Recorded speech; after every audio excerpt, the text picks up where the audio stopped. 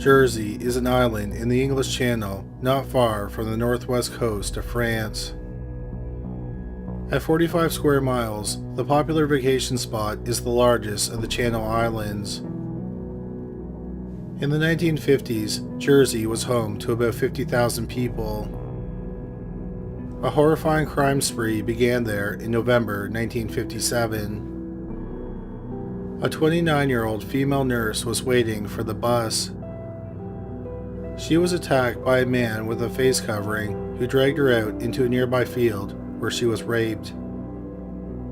The woman went to the hospital afterward and she received several stitches, but she survived. Several months later, in March 1958, a 20-year-old woman was walking home after getting off a bus. A man came up to her and put a noose around her neck. She was dragged into a field and raped. She was released and she reported the attack to the police. In July 1958, August 1959, and October 1959, there were remarkably similar attacks.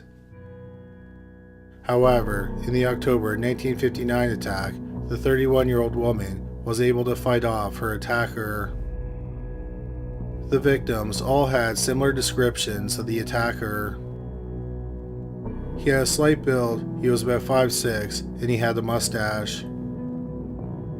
He was possibly in his early to mid-40s. He had an Irish accent. Finally, he had an unusual scent that many described as musty. Perhaps the attacker was emboldened by his failure because he started to commit more daring crimes. Early on Valentine's Day 1960, he broke into a home and he put a noose around a 12-year-old boy's neck. He led him outside and he raped him. In March 1960, a 25-year-old woman was walking to a bus stop. A man who claimed to be a doctor offered her a ride. She accepted and got into his car. He drove her out to a field where he beat her with his fist and then dragged her out of the car. In the field, he sexually assaulted her. He then forced her to get back into the car and he started driving. At some point, she managed to get out of the car and she started screaming for help. The rapist sped off. He committed one of his most notorious crimes in March 1960. A 43-year-old woman and her 15-year-old daughter were living in an isolated house. He cut their phone line and broke into their home. The woman heard someone in her home, so she went downstairs to investigate the noise. The man grabbed her and demanded any money she had. Unfortunately, the noise drew the 15-year-old girl out of bed and she came downstairs to see what was going on. This distracted the rapist and the woman ran from the house, leaving behind her daughter. The woman went to a neighboring farm, but no one was home. The woman ventured back home and discovered that her daughter had been attacked. A noose had been placed around her neck and she had been led out to a field where she was raped. All the victims said that the attacker was a man with an Irish accent and he had a musty smell. At this point, the residents of Jersey were in a panic and they demanded action. It wasn't long before a person of interest emerged. It was a 45-year-old eccentric man named Alphonse Legastois. Legastois lived alone in a rundown cottage. He was often seen walking around the island by himself. When Legastois was asked what he was doing on his walks, he said he just enjoyed nature.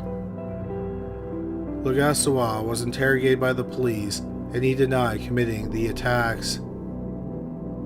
The police found no evidence to connect him to the crime spree, so he wasn't arrested. In April 1960, a 14-year-old girl was asleep in her bedroom. When she woke up, she saw a man wearing a mask in her room. She screamed, and the man ran away. A few months later, on July 30th, an 8-year-old boy was abducted from his home. The kidnapper was wearing a unique raincoat. The boy was sexually assaulted and brought back home. It's believed that the rapist stopped attacking people for the rest of 1960. Then on February 18, 1961, a 12-year-old boy was kidnapped from his home. He was led out of his home by a noose, but supposedly he wasn't sexually assaulted and he was returned home. Weeks later, on March 4th, an 11-year-old boy was awoken by a man strangling him with a belt. The boy managed to scream and the man ran away. In April 1961, an 11-year-old girl was kidnapped from her bed and raped in a field. At this point, the attacker had garnered a name, the Beast of Jersey. Many people still believe that Alphonse Legastrois was the rapist, but the police had searched his home a dozen times and found nothing. Legastrois was harassed by the Islanders and vandals ransacked his home. Legastrois maintained that he was innocent. In May 1961, Legastrois exiled himself on a small island called Les Écriaux, which is about 6 miles northeast of Jersey. He reasoned that if he was away from Jersey and the attacks continued, it would prove he wasn't the Beast of Jersey. Around the same time that Legastrois left the island, Scotland Yard became involved in the investigation. But their help did not lead to an arrest. For a year, there weren't any attacks. Then on April 19, 1962, a 9-year-old boy was abducted from his bed. He was raped in a field and then allowed to return home. The boy described his attacker by saying he was wearing a long overcoat and he had a musty smell. Then once again, the Beast of Jersey went quiet. It's believed that he struck again in April 1963 when he kidnapped and sexually assaulted a 9-year-old boy. Several months later, in November, an 11-year-old boy was attacked. Nearly half a year later, in July 1964, a 10-year-old girl was sexually assaulted.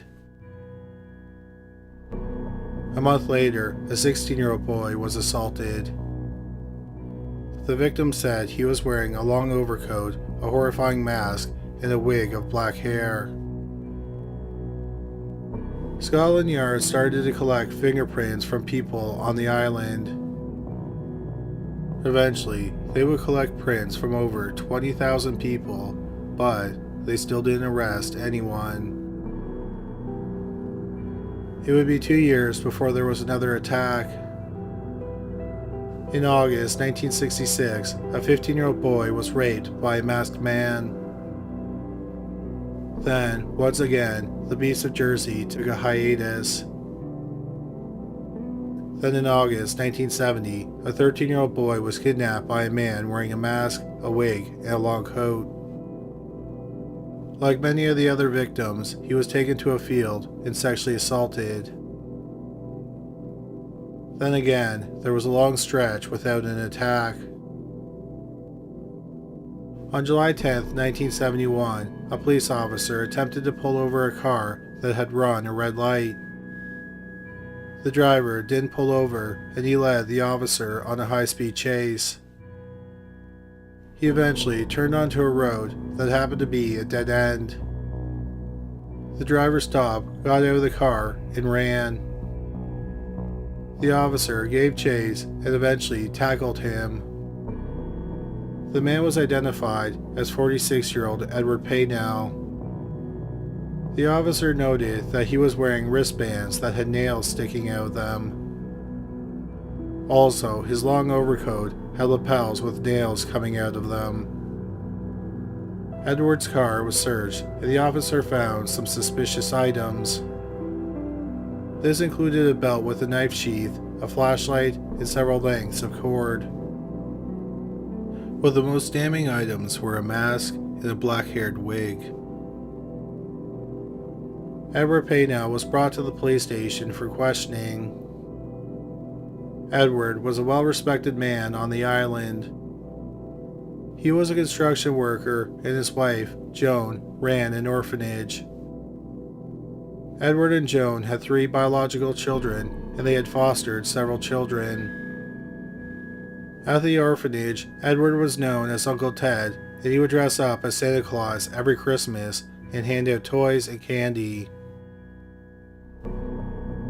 Edward was questioned, and he was asked where he was going when he ran the red light. He said he had been on his way to an orgy. Edward continued to be interrogated, and finally, he admitted that he was the Beast of Jersey. The police searched his house, and they discovered a secret room hidden behind a cupboard in his home office. The investigators immediately noted that the room had a musty smell. In the room was an altar, and above the altar was a dagger pointing down towards a glass bowl. There was also a chalice full of cloves.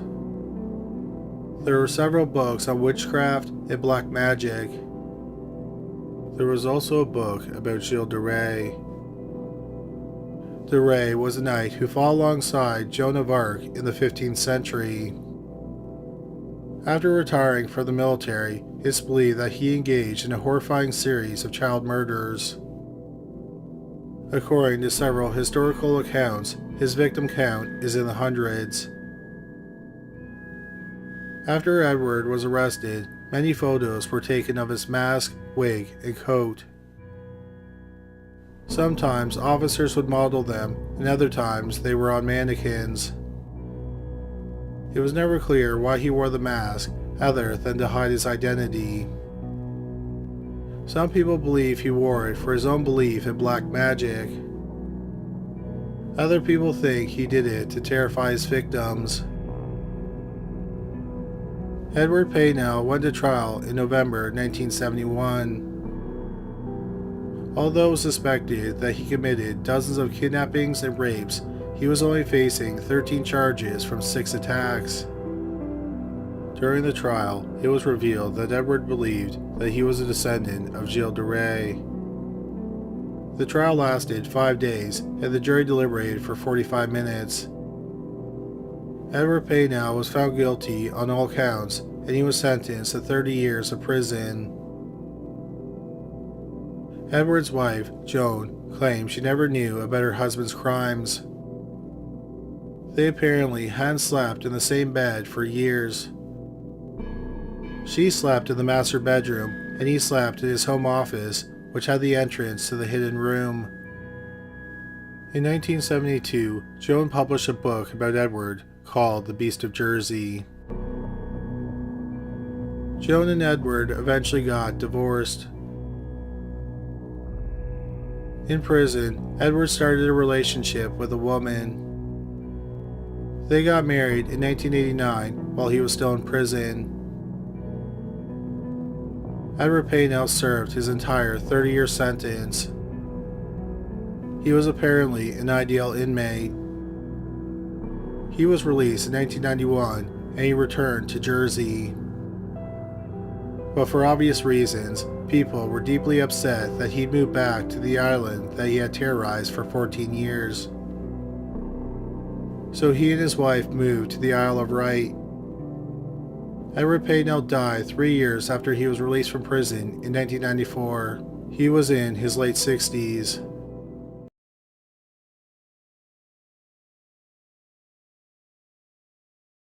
In the spring of 1990, 22-year-old Pamela Smart and her husband, 24-year-old Greg Smart, lived in a Derry, New Hampshire condominium. Pam, a Florida State University graduate, worked as a media coordinator at a high school in Hampton, New Hampshire. Gregory was an insurance salesman. The couple met around Christmas 1986 when Greg threw a party at his parents' home. Pam's friend knew Greg, and Pam attended the party with her. Pam and Greg started dating a year later. They got married on May 7, 1989. On May 1, 1990, 22-year-old Pamela Smart rushed to a neighbor's home. She said she needed help because her husband was lying on the floor and not moving. The neighbor called 911. First responders arrived on the scene and found that the condominium had been ransacked. The body of 24-year-old Greg Smart was lying on the floor in a pool of blood. He had been shot once in the back of the head with a .38 caliber hollow point bullet. Pamela was questioned, and she said she had been at a work meeting. She came home and found Greg on the floor. She was adamant Greg did not have any enemies and no one had any reason to kill him. The police believe that the killer or killers came in through the back door or the bulkhead doors to the cellar. Neither were locked. The police had several theories about the murder. A marijuana cigarette was found in Greg's car, so they considered the possibility that Greg was involved in drugs. But the police found no other evidence Greg was involved in the drug trade or in debt to a dealer. Greg liked to gamble occasionally, so one theory was that he was killed over his debts. But his finances did not seem to be problematic. The leading theory was that Greg came home and discovered his house being burglarized and he was killed. However, the police were not confident that this is what happened. Notably, not much was stolen from the home, just some of Pam's jewelry. But Greg's 3-diamond gold ring, his keys, and wallet were all left behind.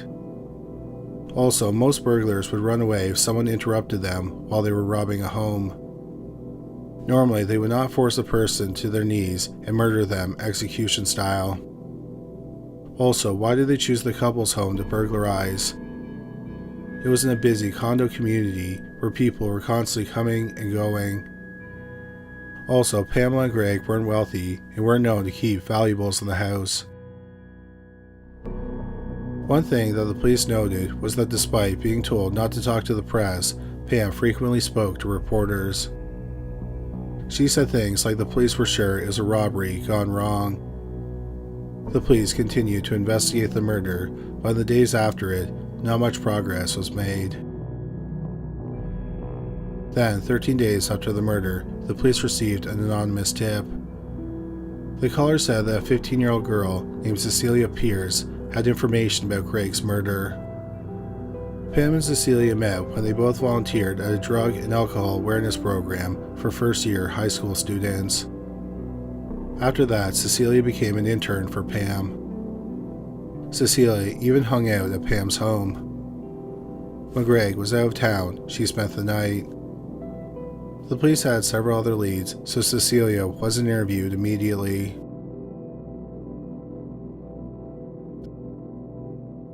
Then on June 10, 1990, nearly a month and a half after the murder, a couple brought in a gun to the police station. The couple explained they had a 17-year-old son, Vance Slavemaster Jr., who went by JR. One of JR's friends told them JR and his friend had used the gun in a murder. The friend didn't say what murder, but the Slavemasters knew that their son talked about Pam Smart regularly, and they knew her husband had recently been shot. The police then talked to JR's friend. He said that JR and 3 of his other friends had talked about the murder. The 3 friends were 16-year-old William Billy Flynn, 16-year-old Patrick Randall, who went by Pete, and 18-year-old Raymond Fowler. Ballistic testing was done on the gun, and it was determined to be the murder weapon. On June 11th, Billy, Pete, and JR were charged with murder. That same day, the police interviewed Cecilia Pierce. Initially, she claimed to know nothing about the murder. But then a few days later, she came clean. She said that for several months, 22-year-old Pam had been in a sexual relationship with 16-year-old Billy Flynn. Billy was a decent student, and there were no major behavioral problems. He was considered polite and charming. However, his mother said he had anger problems. In January 1987, Billy's father was driving drunk and he slammed into a gasoline tanker. He was killed and had to be identified using his dental records. Before the relationship started, Pam told Cecilia that she was in love with Billy. First, Pam gave Billy a roll of film to get developed. It had photos of her in a swimsuit. She then asked him to take some photos of her. Then, in mid-February, they had sex for the first time in Pam and Greg's bed. For months, they were meeting in secret to have sex. They even went on dates, like to an arcade, and exchanged love letters. One time when Pam dropped off Billy to hang out with his friends, she gave him a romantic kiss goodbye. Cecilia said she wasn't involved in the murder, but she had heard Pam and Billy talking about it. Cecilia agreed to wear a wire when she talked to Pam. Cecilia recorded Pam saying some incriminating things. For example, she said that the three young men were going to accuse her of paying them to commit the murder, and she was going to deny it. She thought she would make a more believable witness. She thought that people would believe her over them. She also said that JR was going to say she gave him a set of speakers, and she was going to say that was nonsense. However, the police found a pair of high-end speakers in JR's room. The police knew that the speakers came from Pam and Greg's home. The speakers had been found close to the door. The police thought that the killer was going to take the speakers with them, but for some reason left them behind. On August 1st, 1990, 3 months after Greg Smart was murdered, Pam Smart was arrested for murder. In January 1991, Billy Flynn, Pete Randall, and J.R. Latimer pleaded guilty. They all confessed to their roles in the murder. Billy said he first met Pam while volunteering at the Alcohol and Drug Awareness Program. He confirmed he had been having sex with Pam for months. She told him that Greg was physically and verbally abusive. As Billy was falling in love with Pam, his hatred for her husband grew. Not only was she spending time with him and sleeping in the same bed, but he also thought he was abusing her. Pam told him the only way they could be together was if Greg was dead. For months, they frequently brainstormed ideas on how to get rid of Greg. Pam eventually settled on a botched robbery motive. She was going to leave the back doors unlocked. She told Billy he could take what he wanted and then trash the condominium. She would have an airtight alibi because she was at a work meeting with plenty of witnesses. Initially, Billy was supposed to kill Greg in March, but Billy couldn't get a gun or a car. Pam was upset and accused him of not loving her. She then broke up with him. The next day, she apologized and said he could make it up to her the next month when she had another meeting. Billy then enlisted the help of his two best friends, Pete Randall and J.R. Latimer. A fourth man, 18-year-old Raymond Fowler, who was crashing at JR's home, also became involved.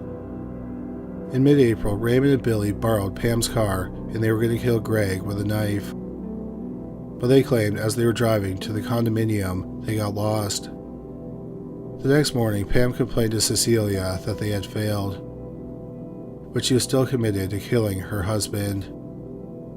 Billy then told Pam that JR, Pete, and Raymond would help with the murder.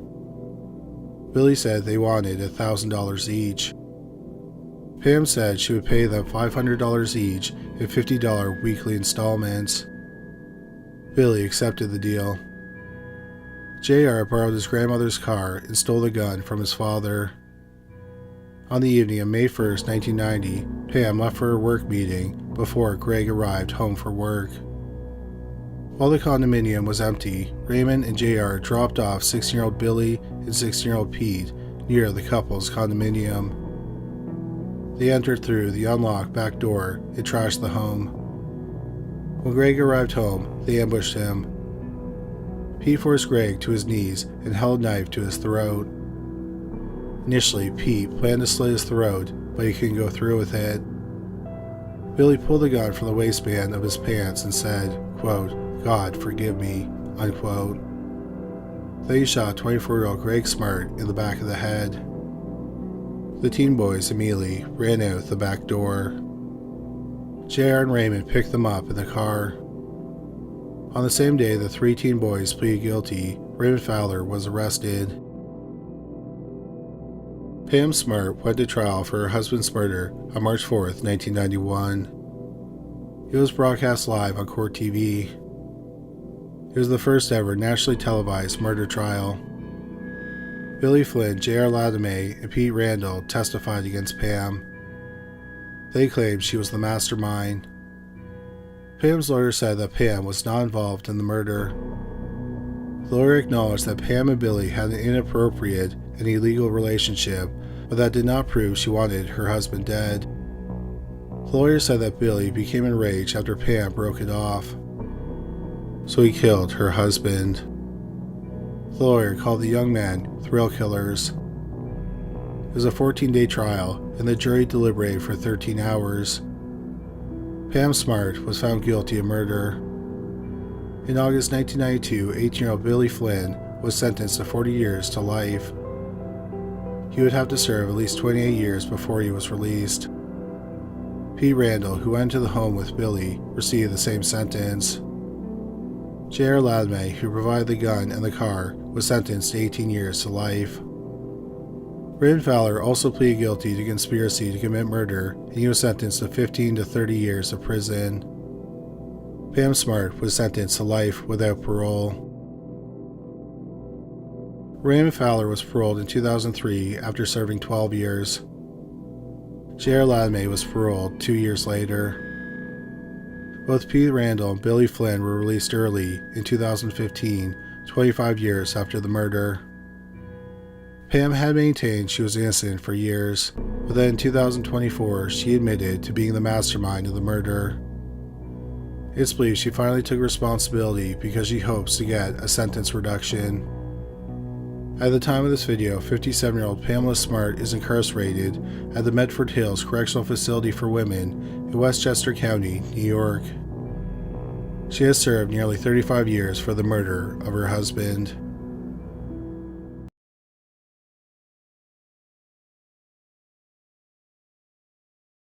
On September 29, 1990, some human remains were found in a loft of an abandoned barn just outside of Greenville, Illinois. It was the nude body of a young woman with close-cropped hair. She had been strangled to death with baling wire. It also appeared she had been tortured before she was killed. The police believe she was killed in the barn or close to it. The body had been there for at least half a year. She did not fit the profile of any missing persons reports, so the police sent out a national bulletin. The police in Pasadena, Texas believed it was the remains of 14-year-old Regina Kay Walters. In February 1990, about 8 months earlier, Regina's mother had reported her missing. She had not seen Regina since February 3, 1990, after they had a fight and Regina left their home. It's believed that she hung around Pasadena for 2 days, then on February 5th, she and her boyfriend, 18-year-old Ricky Jones, hitchhiked out of town. No one had heard from Ricky during that time. On March 16, 1990, less than 6 weeks after Regina was reported missing, her father received 2 disturbing phone calls from an anonymous man. The caller said that Regina's hair had been cut and she was in a barn loft. The man called Regina's father again the next day while he was at work. So when the police learned that the remains of a young woman were found in a barn loft and her hair had been cut off, the police thought there was a good possibility that the remains were Regina's. Dental records confirmed what they believed. The police already had a suspect in her murder. The most obvious suspect was her boyfriend, Ricky Jones, but the police had someone else in mind. On April 1, 1990, about 2 months after Regina was reported missing, a 44-year-old man named Robert Ben Rhodes was arrested outside Casa Grande, Arizona. Rhodes was a truck driver, and his truck was parked on the side of Interstate 10. He had his hazard lights on. A police officer came across the truck and thought that the driver might be in trouble. So he stopped and let himself into the cab of the truck. He saw something shocking. In the sleeper cab was a nude woman whose wrists and ankles were shackled, and she was chained to the wall. In her mouth was a horse bridle. A man, later identified as Rhodes, was whipping her.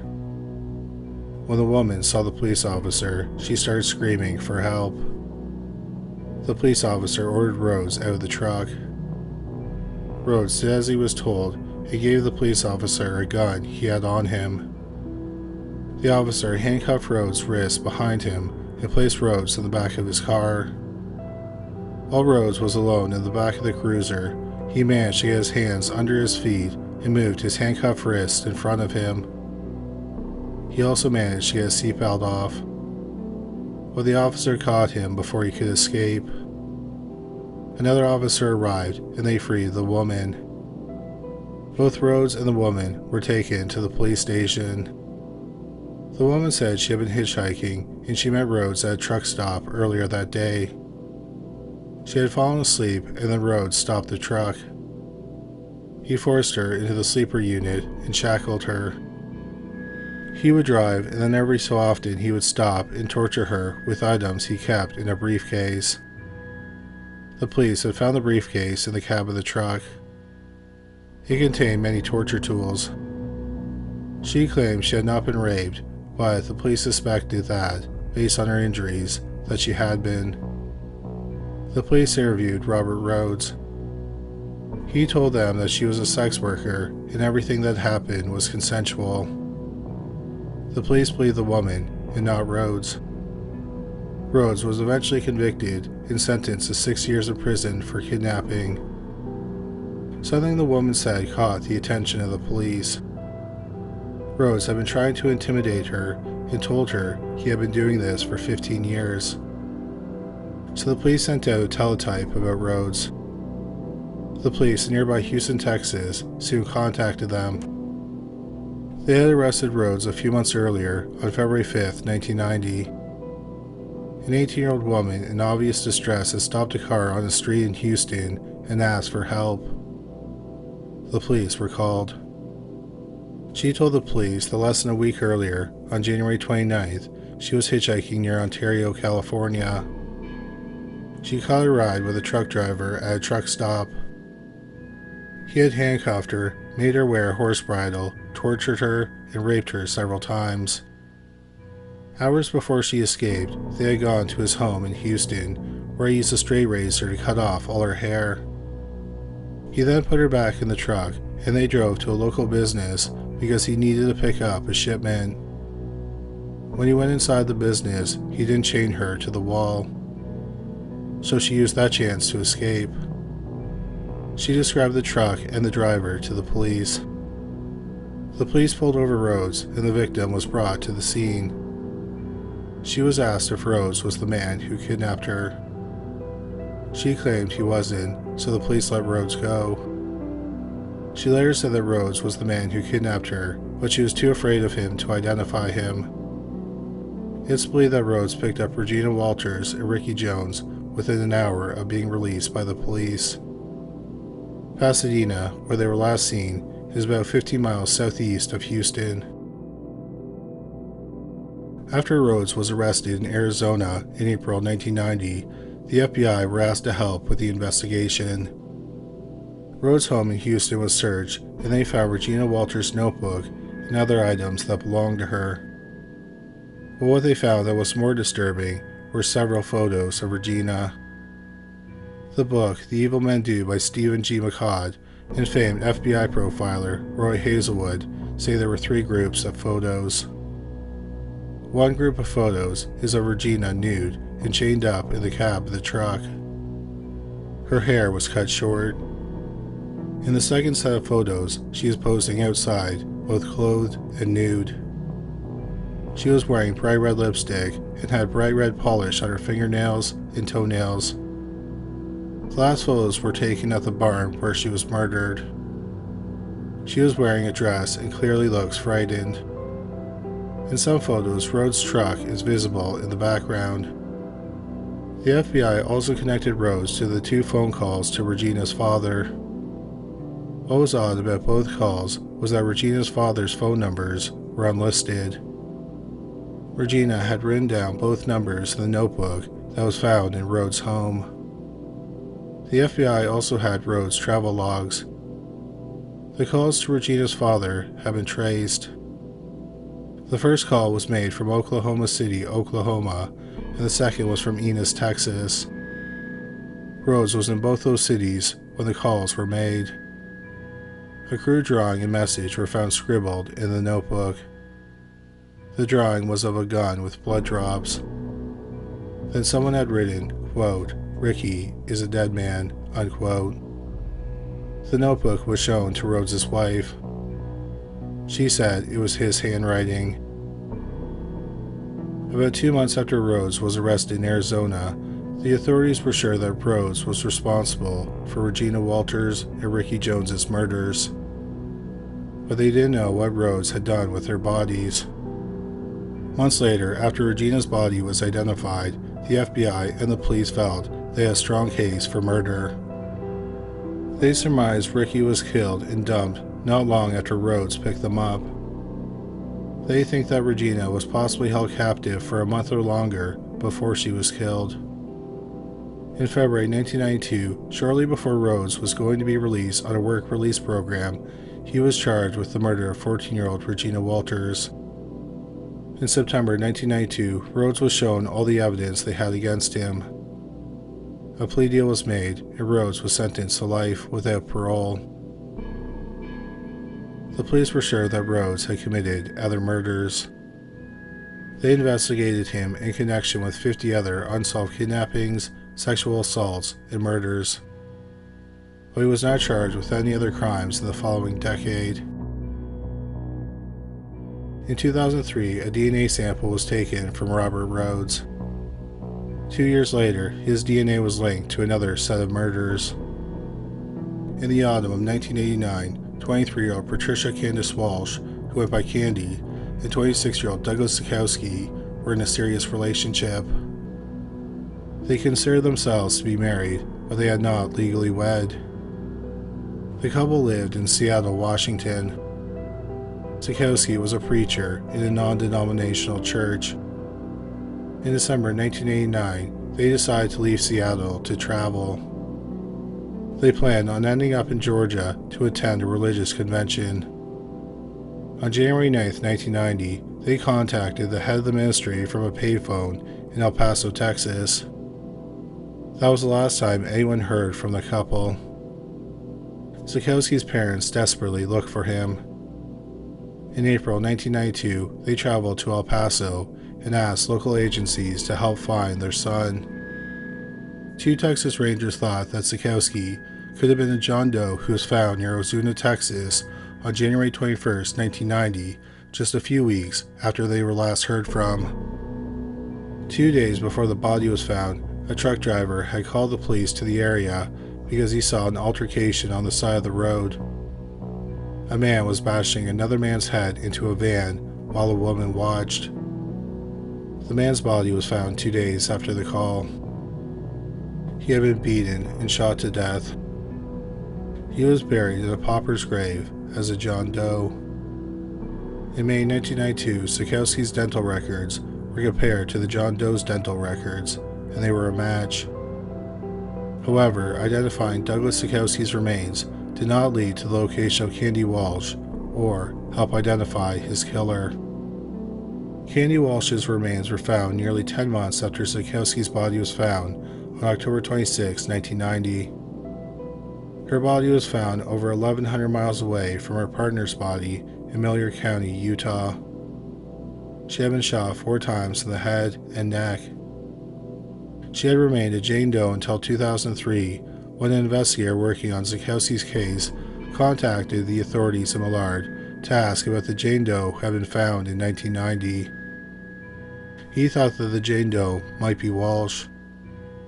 Dental records and then DNA confirmed it was Candy Walsh.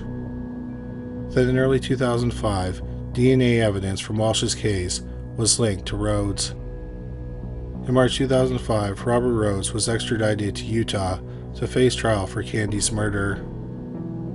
But then, over a year later, in September 2006, the charges were dismissed. The district attorney had talked to Walsh's family.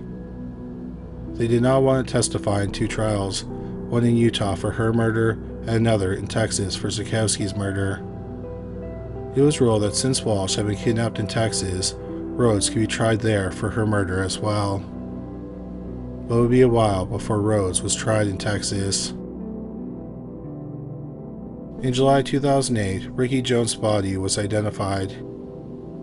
His body had been found in March 1991 in Lamar County, Mississippi, about a year after he went missing.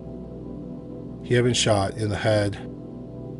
His body was found about 400 miles from Pasadena, where it's believed Rhodes picked him and Regina up. Rhodes was never charged with Ricky's murder. In March 2012, Rhodes made a plea deal in the murders of Candy Walsh and Douglas Zukowski. He pleaded guilty in exchange for 2 life sentences without the chance of parole.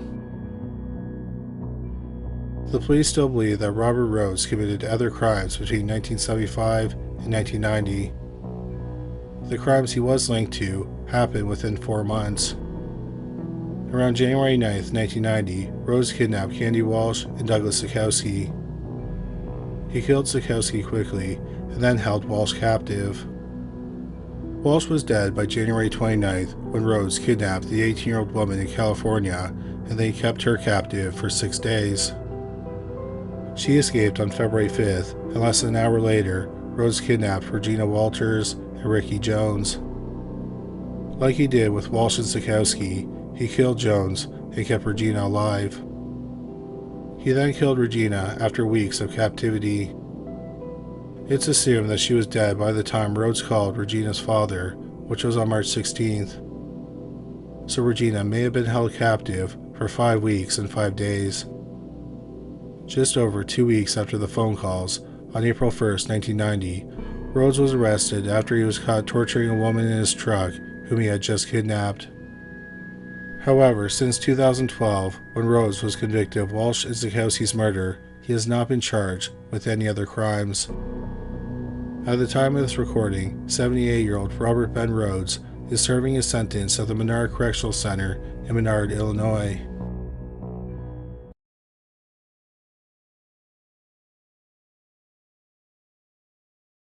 Holland is a tiny city in central Arkansas. In the early 2000s, it only had a population of about 550 people. In late 2002, it was home to 13-year-old Kacie Woody, her 46-year-old father, Rick, and her 19-year-old brother, Tim. Tim's 19-year-old friend, Eric Betts, lived with them as well. In June 1997, when Kacie was 7, her family was driving home from Tim's baseball game. Suddenly, a horse ran out onto the road and their car collided with it. Kacie's 38-year-old mother, Christy, was tragically killed. Rick was a police officer and he often worked the night shift. Most nights, Tim or Betts or both stayed home with Kacie. Kacie and Tim also had an aunt who lived next door. Kacie spent a lot of her free time online in chat rooms. In December 2002, Kacie had an online boyfriend named Scott. Scott said that he was 14 years old and lived in Atlanta, Georgia. One of Kacie's friends was concerned with her online activities. She warned her that she could be talking to anyone. She was also worried that Kacie freely gave out her full name, address, and phone number to people she met online. On December 3, 2002, her friend decided to talk to the school's guidance counselor. That afternoon, the counselor had Kacie come into her office. The counselor told her about the dangers of giving personal information to strangers. Kacie lied and told her that she only gave her phone number after getting her father's approval. After the meeting, Kacie talked to 2 of her friends and asked if she could sleep over at their homes. Both of her friends said no because it was a school night. Kacie never explained why she wanted to sleep over at her friend's home, but it could have been because she would have been home alone that night. Her father was working, her brother was at the library, Bets had a class, and her aunt was away at her daughter's basketball game. Nevertheless, Kacie spent most of the evening talking to her online boyfriend, Scott. They had met in May 2002 and officially became boyfriend and girlfriend on October 3rd. That evening, while they chatted online, Kacie also spoke on the phone with another boy whom she had met online. He said his name was Dave, and he was 18 and lived in San Diego, California. They had met in the summer of 2002 in a Yahoo Christian chat room for teens. Dave said he was upset because he had an aunt who lived in Arkansas and she had been in a horrible car accident. She was in a coma and probably wouldn't live much longer. Having lost her mother in a car accident 6 years earlier, Kacie sympathized with Dave. At 9:41 p.m., Kacie suddenly went quiet with Scott. That was very unlike her, and Scott asked if she was okay. She sent one message that simply said, "Yeah." Scott became nervous when he didn't hear anything else from her. He had Kacie's phone number, and he started calling her home. No one answered. He wrote a message to her, hoping someone would notice it. It read, "Eric, Tim, anyone, please be there to help her. I know something isn't right. Please, please, please."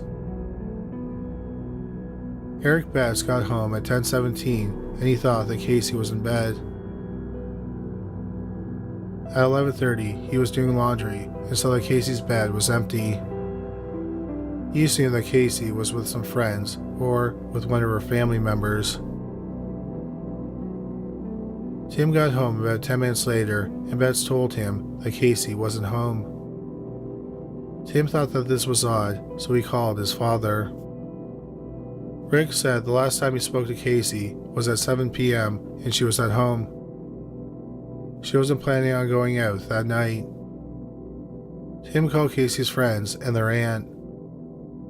No one knew anything about Kacie's whereabouts. Rick came home and noticed some unusual things. Kacie's shoes were by the computer and her jacket was on a kitchen chair. It was cold that night, so it's doubtful she would have left on her own accord without them. Kacie's eyeglasses were mangled on the recliner. Besides Kacie, nothing else was missing.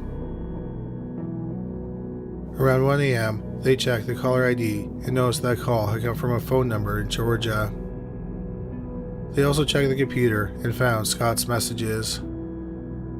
Betts wrote to Scott and asked him what had happened that evening. Scott explained that everything seemed fine until 9:41, and then suddenly she wrote "yeah," and after that, he didn't hear from her again. Betts read their earlier conversation. Scott and Kacie had talked about Kacie's meeting with a guidance counselor, and she told him that she was talking to Dave. Betts asked Scott about the meeting and who Dave was. Scott explained what happened with the guidance counselor. He then said that Dave wasn't a problem and not to worry about him because he was a good friend. Scott said they knew Kacie and Dave were talking on the phone, but he didn't know when they hung up. Scott didn't know many personal details about Dave, like his last name or phone number. The state police and county sheriff's department were alerted that Kacie was missing. Officers and deputies went door to door seeking any information, but they found nothing. At 5:14 a.m., an Amber Alert was issued. The police talked to the guidance counselor and Kacie's friends. Kacie's friends said that they talked to Dave on the phone and he didn't seem like he was 18 years old. One of the girls told the police about something unusual that happened a week earlier. They were talking to Dave on the phone at Kacie's home. They were at Kacie's home alone. Dave said that he was going to Arkansas to see his aunt, who was in a coma after a car accident. He didn't say where in Arkansas his aunt was hospitalized. The friend said that they heard strange sounds outside. They ran into Kacie's bedroom and closed the door. Then they moved her dresser in front of the door. While they were in the bedroom, they heard someone walking around in the kitchen. They were still on the phone with Dave, and they told him that they thought someone was in her house. Dave said it was probably in their imaginations. Then, the sound suddenly stopped. The friend thought it was odd that Dave would not let them hang up the phone. He claimed he had been on the road for 11 hours and he wanted some company.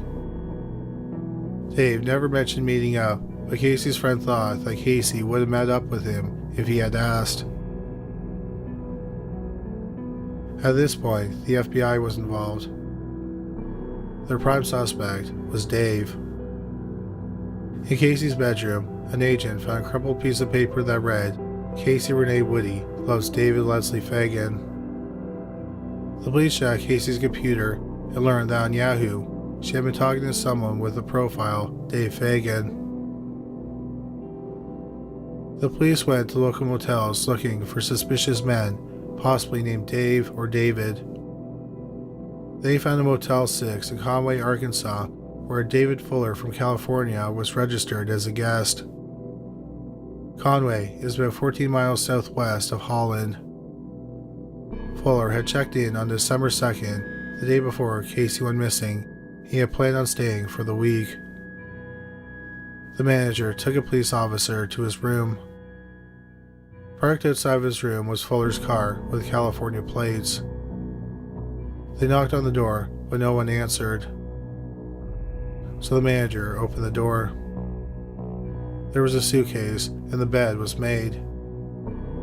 It was clear that no one had slept in the bed the night before. The police checked to see if David Fuller had rented a vehicle from any car rental businesses in the area. They discovered he had rented a silver Dodge Caravan from an Enterprise rent-a-car in Conway. The police interviewed the employee who rented out the car. He remembered Fuller because he acted very strangely. He was very fidgety. He was constantly in and out of the rental place so he could smoke.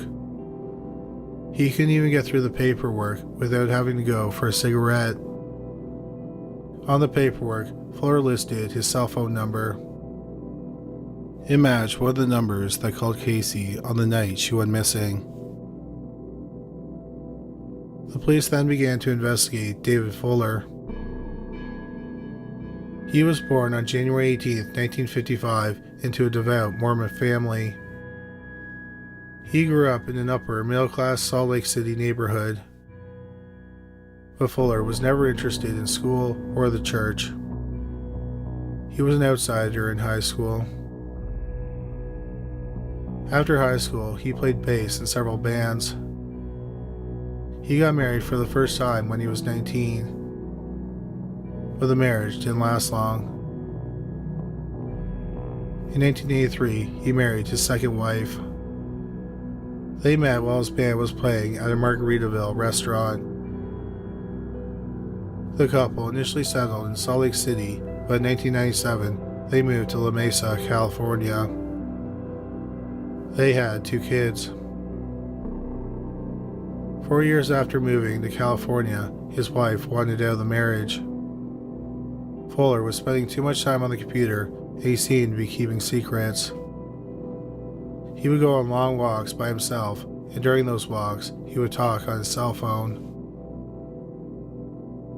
In June 2002, Fuller and his wife got into an argument just before he was to take their kids on a trip to see his parents. Fuller mentioned a divorce during the fight. Then he and the kids left. While they were gone, Fuller's wife got prepared to divorce him. She did everything but file the paperwork. When Fuller returned home, he was shocked and angry to find out that his wife was actually going to divorce him. In September 2002, Fuller moved out of his family's home and got his own apartment. Massive searches around Holland were conducted for Fuller, his van, and of course, Kacie. The police learned that a month earlier, Fuller had rented a storage unit in Conway. A Conway police officer and 2 FBI agents went to the storage facility. The manager led them to Fuller's locker, which didn't have a padlock on it. They opened the door, and inside of it was the rented minivan. The front end was facing the door, and the engine was running. As the locker door opened, there was a gunshot. The 3 law enforcement agents backed away and ordered Fuller to come out with his hands up. But Fuller didn't come out, so they called the SWAT team in. 2.5 hours later, they stormed the storage unit. They found the dead body of 47-year-old David Leslie Fuller behind the van. He had shot himself in the head. In the back of the van, they found the dead body of 13-year-old Kacie Woody. Fuller had removed the 2 back seats of the van. He had chained Kacie's ankles and wrists to the 4 corners of the floor. The medical examiner determined that she had been raped. She had also been shot in the head. He thought she had most likely been dead for 4 hours. Close to her body was a bottle of chloroform. The medical examiner believes that Kacie was unconscious during her entire captivity. The police searched Fuller's apartment and his computer. It turned out that he was targeting 3 other girls around Kacie's age. His DNA was entered into the FBI's combined DNA index system, also known as CODIS, to see if he was connected to any unsolved crimes. But no other matches were found. After Kacie's murder, her friends and family started the Kacie Woody Foundation. It educates children and parents about the dangers of the internet and how to keep children safe while online.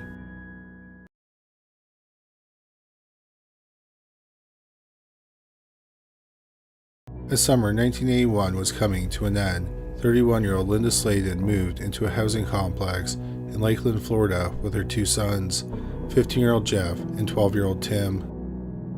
They lived a few doors down from Linda's sister, and Linda's mother was planning on moving in across the street shortly. For the past several years, Linda had been raising Jeff and Tim on her own. Their father wasn't around much. He had an alcohol use disorder and he was abusive. On the afternoon of September 3rd, 1981, Tim had football practice. His coach dropped him off. That night, 15-year-old Jeff spent the night at home. Linda and 12-year-old Tim went to a neighbor's home to play cards. They returned home at about 1 a.m. and Jeff was in bed. Tim went to bed after arriving home and was soon asleep. The next morning, Linda was supposed to meet her sister. Her sister made her way to Linda's home and noticed that the screen on the bedroom window had been taken down. She looked in her sister's window and saw her body unnaturally slumped across the bed. She immediately sensed something was wrong and called the police. In the bedroom, the police found the dead body of 31-year-old Linda Slaten. She had been strangled to death with a coat hanger from her closet. She had also been sexually assaulted. The police checked on the boys in their rooms. They were unharmed and completely unaware that their mother had been brutally murdered in the apartment while they slept. The police determined that the killer got into Linda's bedroom through the window while she was out. The police found what they believed was a valuable piece of evidence. They found a partial palm print on the windowsill. The police's first suspect was Linda's ex-husband. However, the police confirmed he was in Alabama on the night of the murder. Next, the police investigated Linda's boyfriend. He also had an airtight alibi. The police thought that 15-year-old Jeff might have killed his mother. Jeff and his mother had conflicts, but it wasn't anything too unusual for a mother and teenage son. They learned on the day of the murder that Jeff and his mother had argued. Jeff voluntarily took 2 polygraph exams and he passed both. He was cleared as a suspect. After that, the case went cold. Their mother's murder haunted Jeff and Tim Slaten. They carried on with life as best they could. Tim took solace in playing football. When Jeff and Tim were older, they got married and had kids. Throughout the years, the police continued to work on the case. In 1999, a DNA profile of the killer was created from the rape kit. However, no match to the DNA was found. Both of Linda's sons, her ex-husband and her boyfriend, were eliminated as suspects. Then, in early 2018, a new criminal investigation tool emerged: genetic genealogy. The crime lab at the Florida Department of Law Enforcement believed that Linda Slaten's case was a good candidate for genetic genealogy. So they began the process, and by 2019, researchers had narrowed in on a suspect. The identity shocked everyone. He had a connection to the family, but he had never been considered a suspect. He was Tim's football coach, Joseph Clinton Mills, affectionately known as Coach Joe. Mills was 20 years old at the time of the murder. Mills often gave Tim rides to and from practices and games. On the night of the murder, Mills dropped Tim off at home and briefly spoke to Linda. He was questioned by the police over the phone the day after the murder. He said he dropped off Tim, talked to Linda quickly, and that was it. The police had no reason to suspect he was involved in the murder. After the murder, Mills continued to coach the football team and gave Tim rides to and from practices and games. Tim found a lot of comfort in his coach and the team and had a team photo hanging up on the wall of his bedroom. The police investigated Mills, and it turned out that in 1984, a few years after the murder, Mills was convicted of grand theft for forging a will. He didn't serve any time in jail. However, they did collect his finger and palm prints, and they were still on file. They compared it to the palm print that was found on the windowsill. It was a match. It turned out that in 2019, Mills was still living in the area. His home in Kathleen, Florida, was about 7 miles from the crime scene. He was married and had children and grandchildren. At the end of 2019, the police went to Mills's home and secretly took some garbage that had been set out for trash collection. They went through the trash and found some adhesive tape. The tape was given to the crime lab and male DNA was found on it. It was an exact match to the killer's DNA. In December 2019, Joseph Mills was arrested. He claimed he had been a guest at Linda's home and they had consensual sex. However, in February 2022, 41 years after the murder of 31-year-old Linda Slaten, 61-year-old Mills pleaded guilty to sexual assault and murder. Linda's family, including her 2 sons, Jeff and Tim, confronted Mills at the hearing. At times, they yelled at him, demanding to know why he killed Linda. Jeff said, quote, "I hate you. You can't die and burn in hell fast enough for me," unquote. Mills did not apologize for raping and murdering Linda. Instead, he said, quote, "I'm a good person. I'm not that person they're painting me out to be," unquote. He was then sentenced to life without parole. It's unknown where Joseph Mills is serving his sentence. He is currently not registered in the Florida Department of Corrections Offender Network. If he is still alive, he would be 64 years old.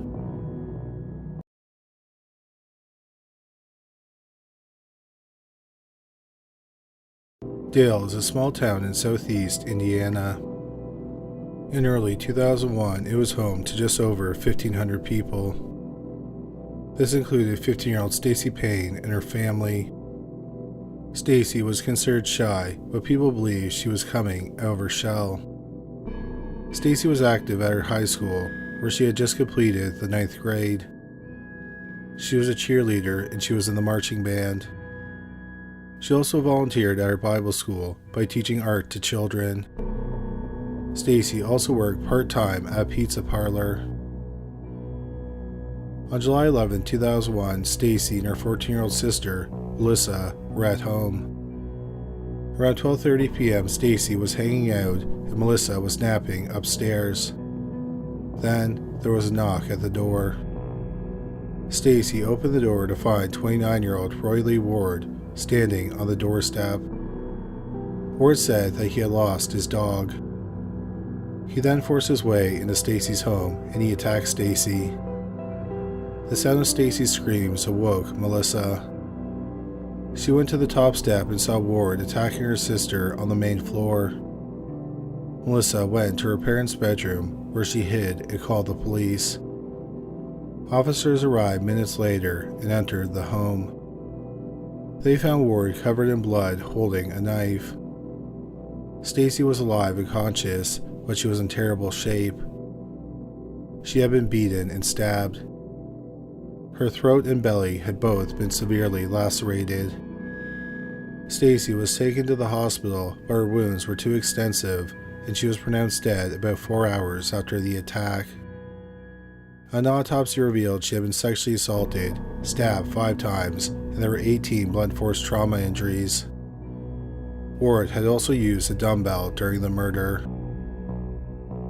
After the murder, many people in the area were disturbed that Roy Lee Ward had been free on the streets. In the 11 years in the lead up to the murder, Ward had been arrested 26 times. He had been convicted 25 times and spent a total of 6 years incarcerated. 15 of those cases involved indecent exposure. Often he was given probation, where sentences ran concurrently with other sentences he was serving. Since the community was outraged, Ward's lawyers asked for a change of venue twice, but both times their requests were denied. Roy Ward went to trial in October 2002. The prosecution said that the case was simple. Ward broke into the home, sexually assaulted Stacy, and then murdered her. Ward was found in the home holding a bloody knife. Ward's lawyer was not trying to prove that Ward was innocent of killing Stacy. In fact, he acknowledged that Ward had killed her. Instead, he was trying to stop Ward from getting the death penalty. In Indiana, there are special conditions needed for someone to be sentenced to death. One condition is if a person was killed during a sexual assault. So Ward's lawyer argued that he just murdered Stacy and he did not sexually assault her. Ward's lawyer pointed out that there was no semen found at the scene. He also argued that Ward would not have had enough time to commit the assault. However, the prosecution had experts who testified that the absence of semen as sex crime is not unusual. They also argued that Ward had plenty of time to assault Stacy before the police arrived. The jury deliberated for 3.5 hours. They found Roy Ward guilty on all charges. A few days later, the jury deliberated his sentence. After 90 minutes, they recommended the death penalty. Months later, in December 2002, the judge formally sentenced him to death. Ward's lawyers appealed his conviction. They argued that he should have been granted a change of venue. The community was, understandably, outraged by the murder. In the lead up to the trial, local newspapers published stories about Ward's criminal history, and his criminal record was not going to be entered into evidence at the trial. The Indiana Supreme Court ruled that the jury may have been biased and a change of venue should have been granted. They overturned Ward's conviction and a new trial was ordered. The problem was that they were having a hard time finding a new venue because it was a notorious case that was well known around the state. After Ward's conviction was overturned, he offered to plead guilty in exchange for life without parole. However, the prosecution did not want to make a deal. Nevertheless, Ward pleaded guilty in May 2007 in a neighboring county. Then there was a 4.5-day sentencing hearing. The jury spent 45 minutes deliberating and then recommended the death penalty. Weeks later, he was formally condemned to die. Ward continued to appeal his death sentence, but all his appeals were denied.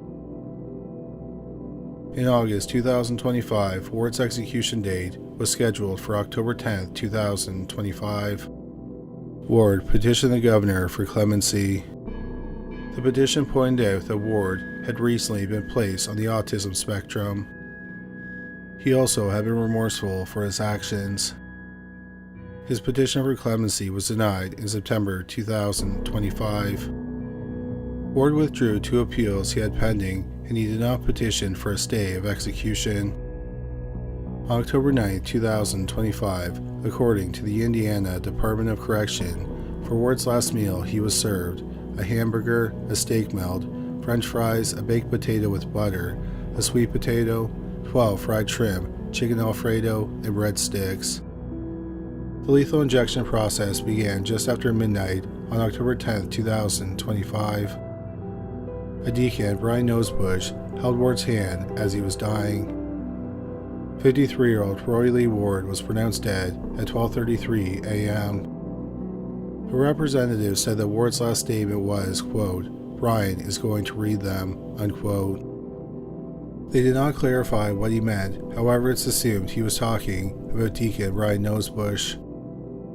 Hours after Ward was executed, his lawyers released a statement that Ward intended to be his last statement.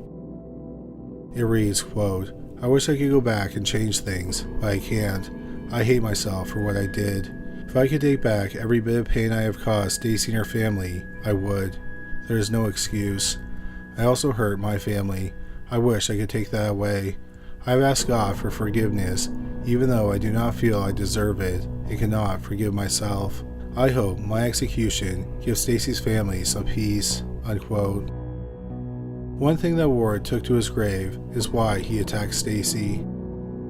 He never confessed or explained why he killed her.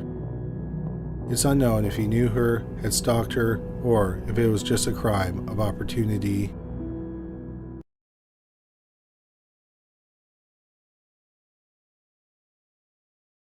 Deanna Cremin was born on March 26, 1978, in Somerville, Massachusetts.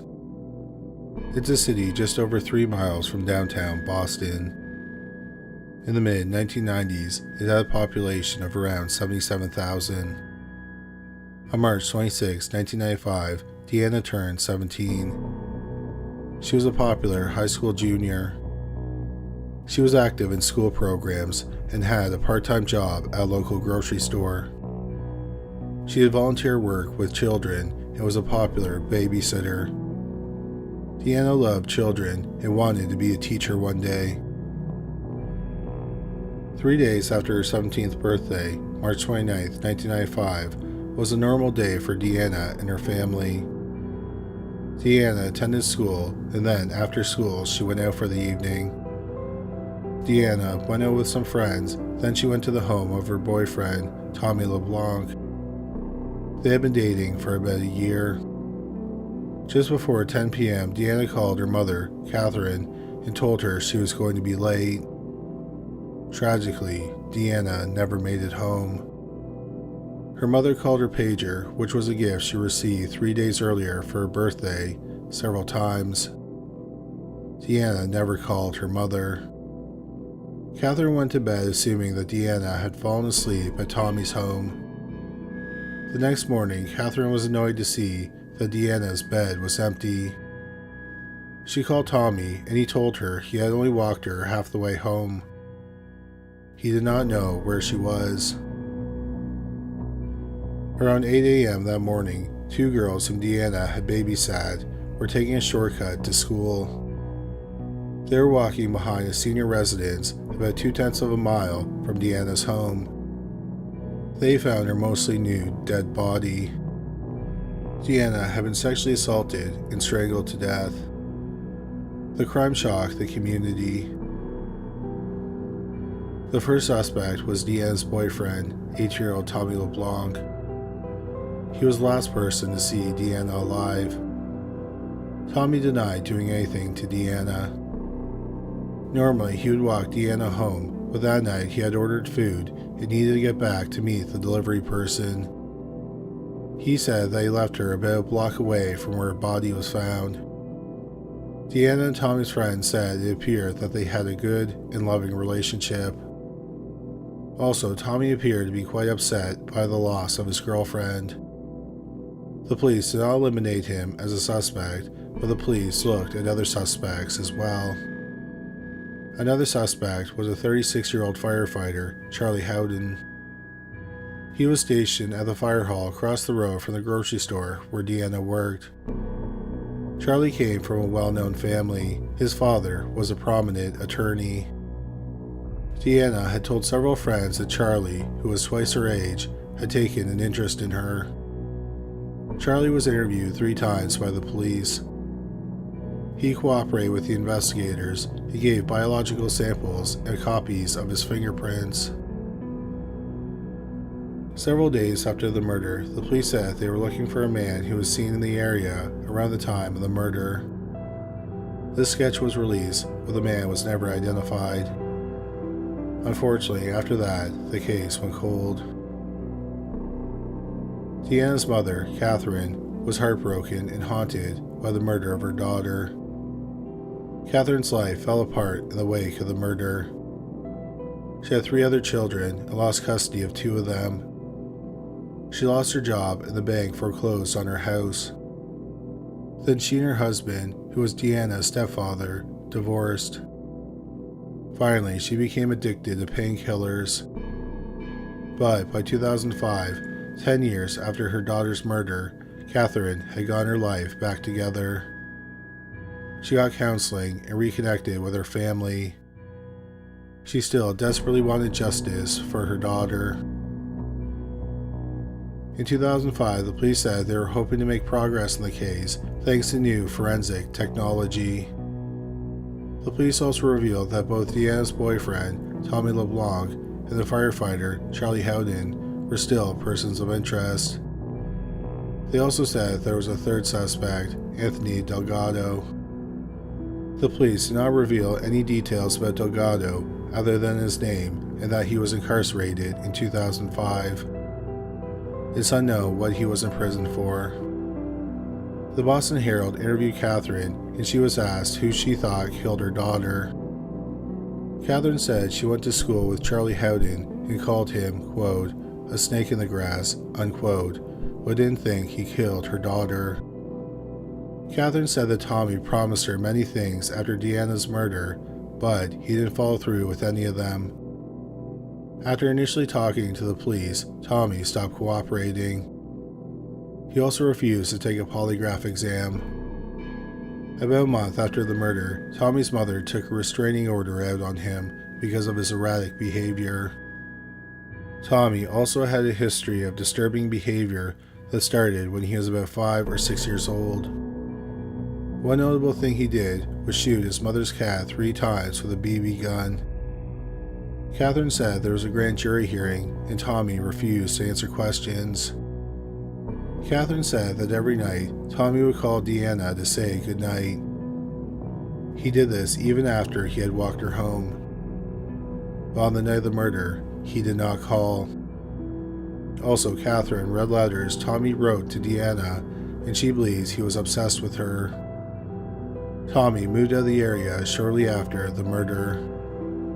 If the police didn't make any progress on the case in 2005, they did not make that information public, and no arrests have ever been made.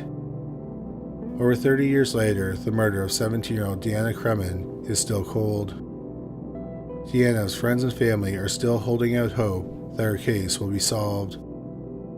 There is currently a $70,000 reward for information leading to an arrest.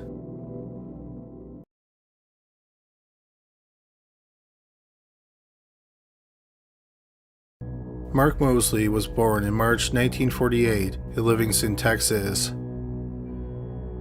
9 years after he was born, his mother gave birth to a daughter, Pamela. Growing up, Moseley played football. He played quarterback in high school and in the first 3 years of college. In his senior year at Stephen F. Austin University, he switched to the position of place kicker. If you are not familiar with American football, place kickers kick field goals and extra points after touchdowns. In 1970, Moseley was drafted 346 overall in the 14th round by the Philadelphia Eagles. He played for them for a season and then he was dropped. Moseley then signed with the Houston Oilers. Once again, he was dropped after just one season. After he was released, no other team wanted to sign him, so he got a day job selling septic tanks. He kept practicing, and he wrote letters to a dozen teams asking for a tryout. His perseverance paid off. In 1974, Moseley was signed by the Washington Redskins. 5 years later, in 1979, he was voted to the Pro Bowl. In 1982, the NFL players went on strike. The strike lasted for 57 days. As a result, the season was only 9 games long instead of 16. Moseley had a fantastic season, making 20 of his 21 field goal attempts. The previous season, Washington was 8-8. In 1982, Washington went 8-1. Washington made it to the Super Bowl where they played the Miami Dolphins. Moseley kicked 2 field goals and 2 extra points. Washington won the Super Bowl 27-17. Moseley was voted MVP, making him the first, and at the time of this video, the only special team player to be chosen as MVP. Mark Moseley retired in 1986 from the Cleveland Browns. In 1979, the same year that Moseley was voted to go to the Pro Bowl, he suffered a horrifying loss. Moseley's 21-year-old sister, Pamela Carpenter, lived in Livingston, Texas, with her husband, Bruce. Pamela and Bruce had been married for 3 years. They lived in Houston for a short time, and their house got broken into. This unsettled them, and they became concerned about the crime rate in Houston. So they moved back to Livingston, where they grew up. At the time, Livingston had a population of around 5,000 people. On the afternoon of October 28, 1979, 21-year-old Pamela Carpenter was home alone. She was cutting out some Halloween decorations. That afternoon, Pamela called her friend. Pamela said she had been raped and stabbed. Pamela said she needed help, and she told her friend to hurry. Her friend rushed to her home and saw Pamela lying in a pool of blood. She ran to a neighbor's home, and the neighbor called 911.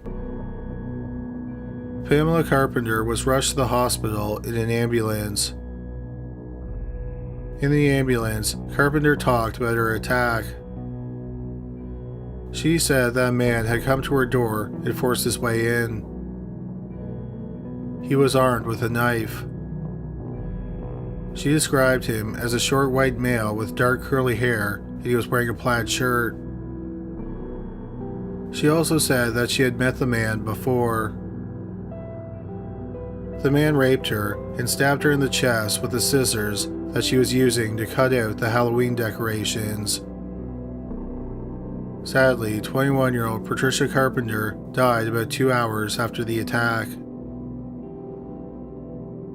Around the same time that Pamela was pronounced dead, the police made an arrest. He was 23-year-old Johnny Paul Penry. Penry had been paroled 3 months earlier after serving 2 years of a 5-year sentence for rape. In February 1977, Penry approached a woman in a department store parking lot. He forced her to get into her car and then made her drive. As she drove, he pulled out a knife and directed her to a remote area. He then forced her to undress and then raped her. Afterward, they were driving and the car became stuck in the mud. So they started walking. A man in a pickup truck came by and Penry said that he and his wife needed a ride. The man allowed them to get into the back of the pickup. When they arrived at a store, the woman started screaming for help. The sheriff's department was called and Penry was arrested. He was convicted of rape and he was sentenced to 5 years of prison. He was released in August 1979, about 3 months before Pamela was killed. When the sheriff's deputy heard the description of Pamela's attacker, he immediately thought of Penry. When deputies arrived at Penry's home, he was wearing a khaki shirt. They noticed a little bit of blood soaking through the back of his shirt. Penry explained that he had fallen off his bike and cut himself. He removed his shirt, and the deputies noticed 2 quarter-inch deep cuts in his back. It looked like the cuts had been made with a pronged instrument, like scissors. The deputies asked Penry if he wanted to come to a crime scene, and he agreed. They drove over to Pamela Carpenter's home, and Penry stayed in the back seat of the car.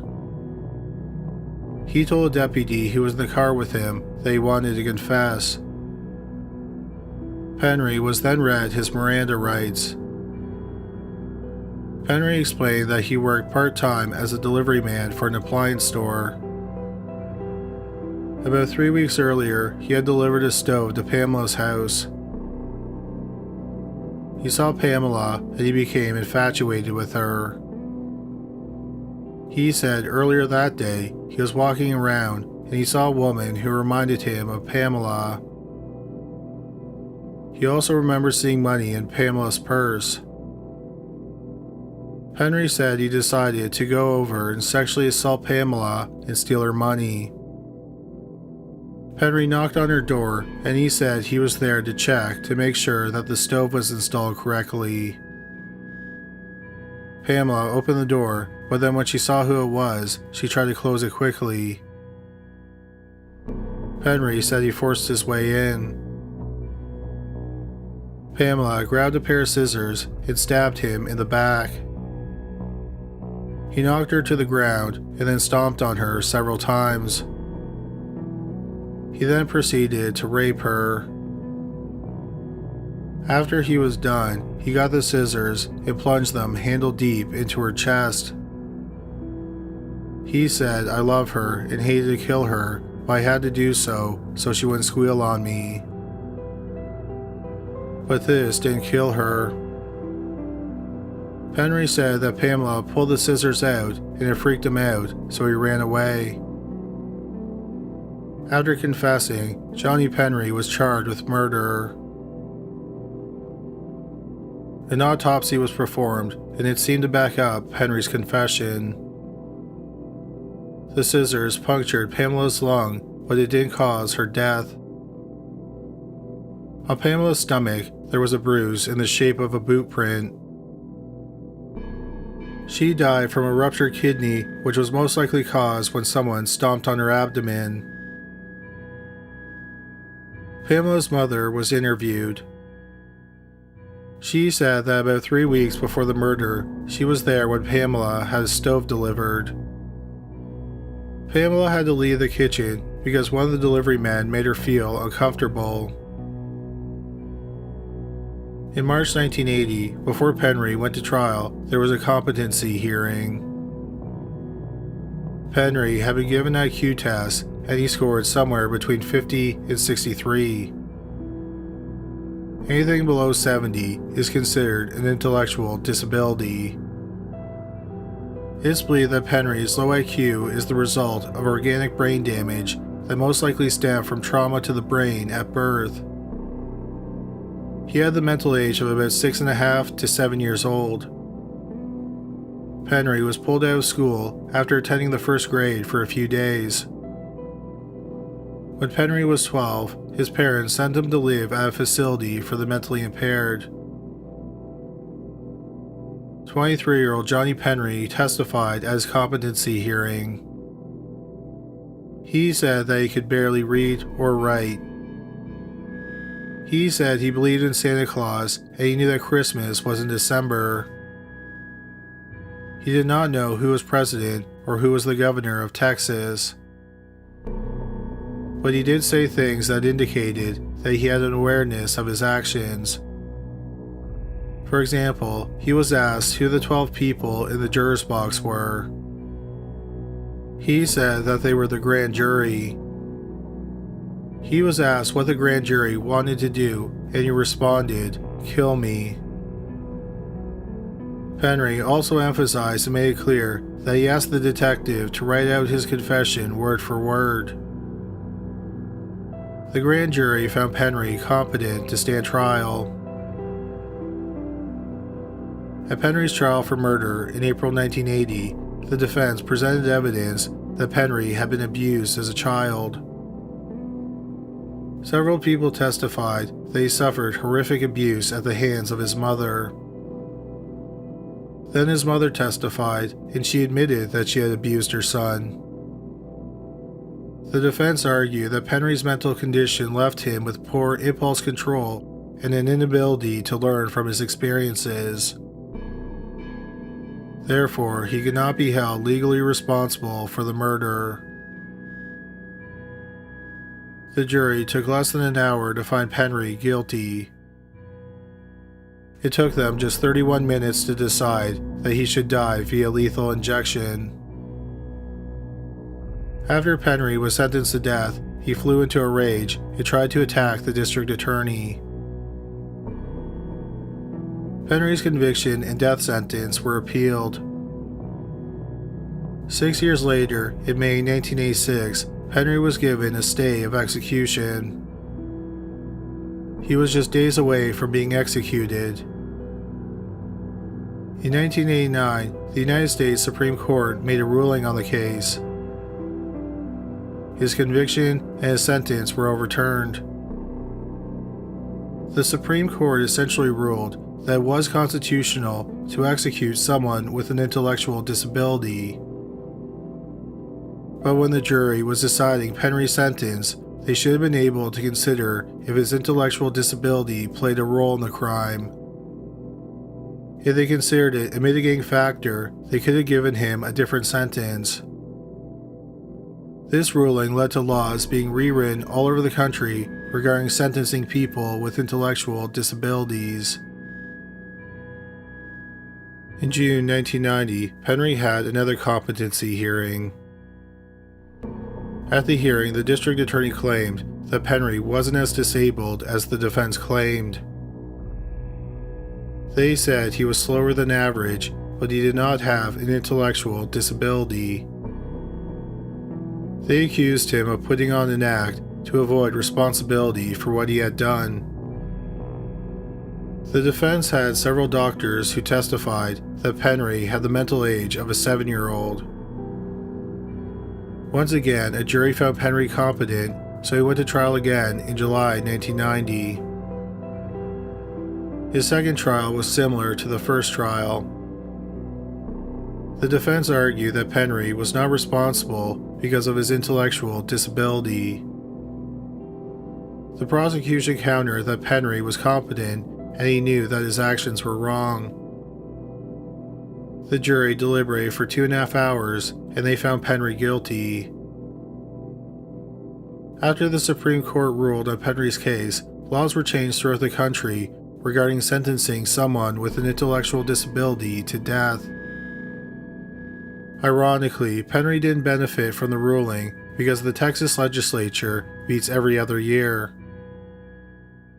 When Penry went to trial in July 1990, the laws had not been changed yet. Penry was sentenced to death a second time. Over 10 years later, on November 13, 2000, Johnny Penry was scheduled to die. Just 3 hours before Penry's date with the needle, he was given a stay of execution while the Supreme Court reviewed his case. On July 4, 2001, the Supreme Court voted 6-3 to overturn Penry's death sentence. In July 2002, Penry had a sentencing hearing. A month earlier, the Supreme Court ruled that it was unconstitutional to execute someone with an intellectual disability. Nevertheless, for a third time, Johnny Penry was sentenced to death. In October 2005, Penry's sentence was overturned a third time because the jury was given improper instructions on how to weigh Penry's mental disability when deciding his sentence. In February 2008, a plea deal was struck. Johnny Penry was given 3 life sentences without the chance of parole.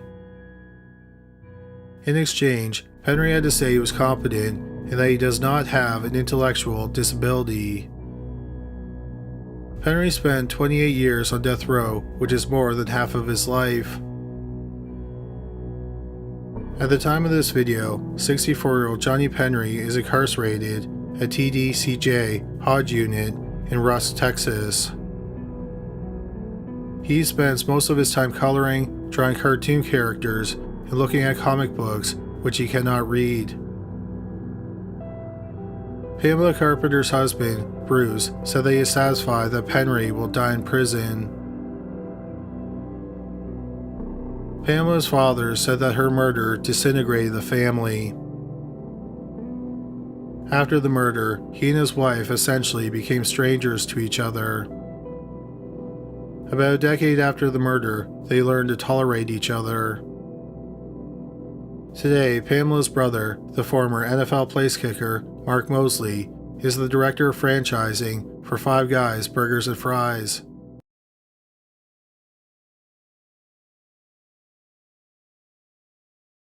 In 1988, 18-year-old Lorena Gallo met 21-year-old John Wayne Bobbitt at the Marines Ball at the Marine Corps Officers Club in Quantico, Virginia. John was from Marine, and Lorena had come to the ball with a friend. There was an instant connection, and the two started dating. After seeing each other for a brief time, John and Lorena got married. Lorena claimed that John became abusive early in the marriage. After Thanksgiving 1990, Lorena told the Marines that John had abused her. On December 21, 1990, the Marine Base's Family Advocacy Case Review Committee, quote, determined that this incident is established physical abuse of Mrs. Bobbitt by Lance Corporal Bobbitt, unquote. Days later, John was discharged from the Marines. He had problems finding work. The couple's sole income was from Lorena's work as a manicurist. The couple lived in an apartment in Manassas, Virginia. The relationship was volatile. They both accused each other of domestic violence. The police were called to their apartment at least 4 times. Lorena also had problems with the law. She shoplifted dresses from a department store. She was convicted and sentenced to community service. Also, she stole $7,000 from her workplace. She paid the money back so she didn't face any criminal charges, and she was even able to keep her job. At one point, Lorena became pregnant, but later she got an abortion. She claimed that John pressured her into terminating the pregnancy. John later said that they were not ready for a baby. Nevertheless, Lorena was upset by the situation. By June 1993, the marriage was pretty much over. Lorena was considering getting a restraining order against John. John claimed he told Lorena that he wanted to get a divorce. This made her very unhappy. She didn't believe in divorce because she was Catholic. On June 22, 1993, John had a friend visiting from out of town. John and his friend went out that evening, and they returned home drunk after midnight. What happened next has been the subject of controversy for decades. John claimed that when he arrived home, Lorena was still awake. He didn't say anything and got into bed. He felt her trying to arouse him sexually, but he fell asleep. Lorena, on the other hand, claimed that John ripped her underwear off and sexually assaulted her. He then fell asleep. John denies that the sexual assault ever happened. After John fell asleep, Lorena went to the kitchen for a glass of water. In the kitchen, she saw an 8-inch Jinsu carving knife, and suddenly her rage boiled over. She went to the bedroom and cut off the penis of her 26-year-old husband. John, shot awake, and immediately knew something was wrong. Lorena ran out of the apartment with the knife and the penis, and she got into the car. She drove for a bit, then she threw the penis out the window and into a field. She then drove to a friend's home. John's friend, who was visiting from out of town, drove him to the hospital. The police were called to the hospital. When they realized that John's penis was missing, officers went to the couple's apartment and looked for the penis, but they couldn't find it. The police were also called to Lorena's friend's home. She still had the knife and it was taken into evidence. Lorena was asked what she did with the penis, and she told them where she threw it. Police officers and firefighters began searching the field. A fireman found it and it was taken to a nearby 7-Eleven convenience store. It was put on ice in a hot dog bag and taken to the hospital. After a 9-hour surgery, it was successfully reattached. Lorraine was charged with malicious wounding, which had a maximum sentence of 20 years. Then on August 3rd, John Bobbitt was indicted for marital sexual assault. The assault was the incident that led to the penis detachment. Like his estranged wife, John was looking at 20 years of prison. The story quickly became international news. The crime became fodder for late-night television and comedians. John Wayne Bobbitt's trial opened on November 8, 1993. Since it was a sexual assault trial, cameras were not allowed in the courtroom. The only evidence against John was Lorena's testimony. She claimed that John had ripped her underwear off and sexually assaulted her. John testified that there was no sexual assault. He also talked about Lorena cutting off his penis. A forensic expert testified that Lorena's underwear was not ripped. Instead, it looked like it had been cut with a pair of scissors. The trial lasted 2 days, and then the jury deliberated for 4 hours. John Bobbitt was found not guilty. After the acquittal, there was another surprising twist. For 3 months in 1992, about a year before the incident, John and Lorena were living apart. John was staying with family in the Niagara Falls, New York area. Around that time, he had an affair with a woman named Beatrice Williams. In October 1993, she filed a paternity suit against John, claiming he was the father of her son, who was born on December 30th, 1992. The paternity suit did not become public until after his trial. John wanted a blood test to prove paternity. It was determined that he was the father. In an interview after the trial, John said he forgave Lorena. He said that he was the victim and Lorena was the abuser. In November 1993, John was dating an exotic dancer, 21-year-old Christina Elliott. That month, Christina claimed John had assaulted her and John was charged with battery. Lorena Bobbitt went to trial in January 1994 for cutting off John's penis. Unlike John's trial, Lorena's was televised and it was a media circus. She pleaded not guilty by reason of insanity. Lorena alleged that John was physically and emotionally abusive and he had sexually assaulted her several times. She said that the abuse happened as often as twice a week. The defense argued that after Lorena was sexually assaulted the last time, she became temporarily insane and cut off John's penis. John testified and claimed he was never abusive. The case was called the ultimate he said, she said trial. The trial lasted 11 days. Then the jury deliberated for 6.5 hours. Lorena was found not guilty by reason of insanity. She spent 45 days in a maximum security mental institution and was released. Months later, in August 1994, John was convicted of domestic battery for assaulting his girlfriend, Christina Elliott, after a 2-day trial. The judge said that John had an attitude problem. John was sentenced to 15 days in prison with 45 days suspended. Lorena and John's divorce was finalized in 1995. After Lorena cut off John's penis, the Bobbitts became household names in the Western world. The name Bobbitt became synonymous with a woman cutting off a man's penis. John tried to monetize his celebrity status in different ways. This included appearing in 2 pornographic films. The first was 1994's John Wayne Bobbitt Uncut. 2 years later, he starred in Frankenpenis.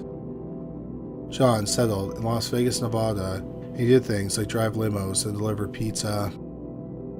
In March 2002, John married Joanna Farrell, and he took her last name. In 2003, John was arrested for domestic violence for assaulting Joanna. The following year, he was arrested twice more for assaulting his wife. For the 3 arrests, he was sentenced to a total of 120 days in jail. John and Joanna divorced after several years together. Lorena, who started using her maiden name, Gallo, lived a much quieter life than John, but she also had a brush with the law.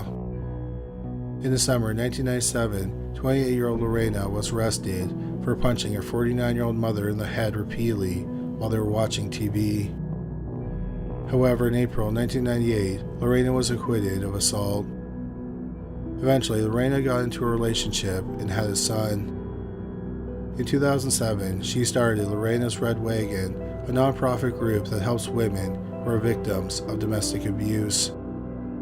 Now known as Lorena Gallo Foundation, is still in operation at the time of this recording. In May 2009, both Lorena and John appeared on the television news magazine show The Insider. It was the first time they had seen each other since their trials. John apologized to Lorena for how he treated her. However, John has always maintained he did not physically abuse or sexually assault Lorena. John also claims he has never been physically violent with any of his partners, despite several convictions related to domestic violence. In 2009, both Lorena and John appeared in the Jordan Peele-produced documentary miniseries, Lorena. The documentary tried to separate the crimes from the jokes and sensational reporting by focusing on sexual assault and domestic violence.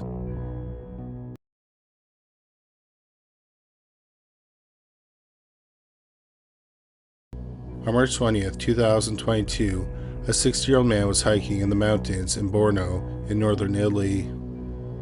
He was hiking beside a slope next to a mountain road. He made a horrifying discovery. He saw the well-manicured hand of a woman sticking out of a garbage bag. The police were called to the area.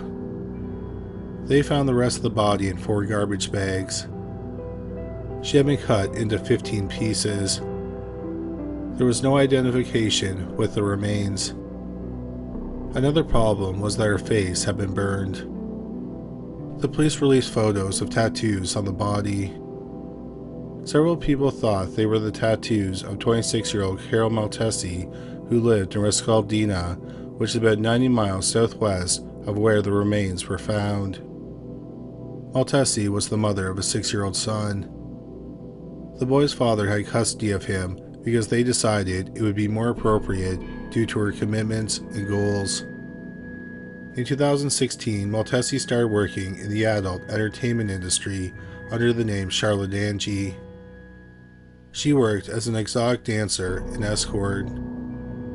She also had appeared in several hardcore pornographic videos, and she had an OnlyFans account. OnlyFans is a subscription-based service that sex workers favor to distribute pornographic material. It had been over 2 months since anyone had seen Carol Maltesi. Her social media had not been updated since January 11, 2022. But her family thought that she was communicating with them through text messages. They had received messages saying that she was traveling abroad. When people saw the tattoos on the dead body, they contacted Maltesi. The reply to one friend reads, quote, "Yes, they look like mine, but luckily, I'm okay," unquote. Then, a journalist called Maltesi's number.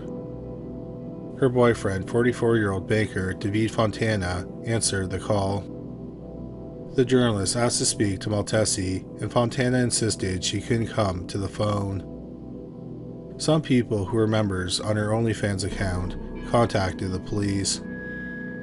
The police used her photos and videos to compare her tattoos to the tattoos on the body.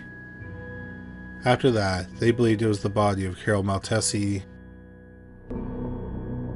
Then, on March 28, 2022, 8 days after the remains were found, Fontana went to the police.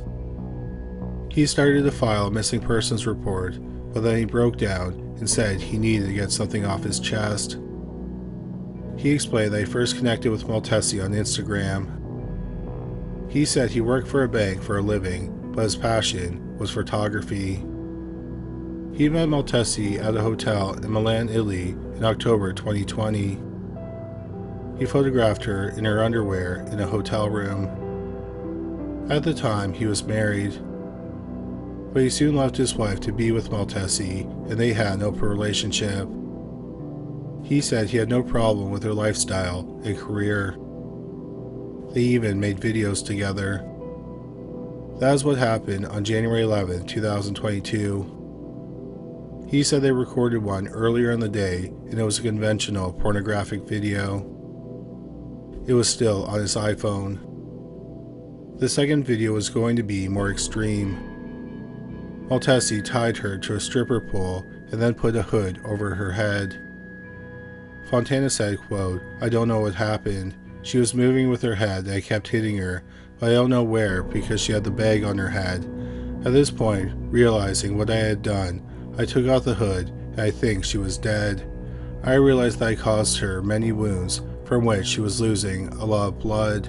I think she was already dead, but not knowing what else to do, I slit her throat with a smooth-bladed kitchen knife, then I threw it in a garbage can and Riscaldina. It seemed to me that it was an act of pity. I saw that she was suffering, and I ended her pain by cutting her throat," unquote. He deleted the video of the murder. He then decided to get rid of the body.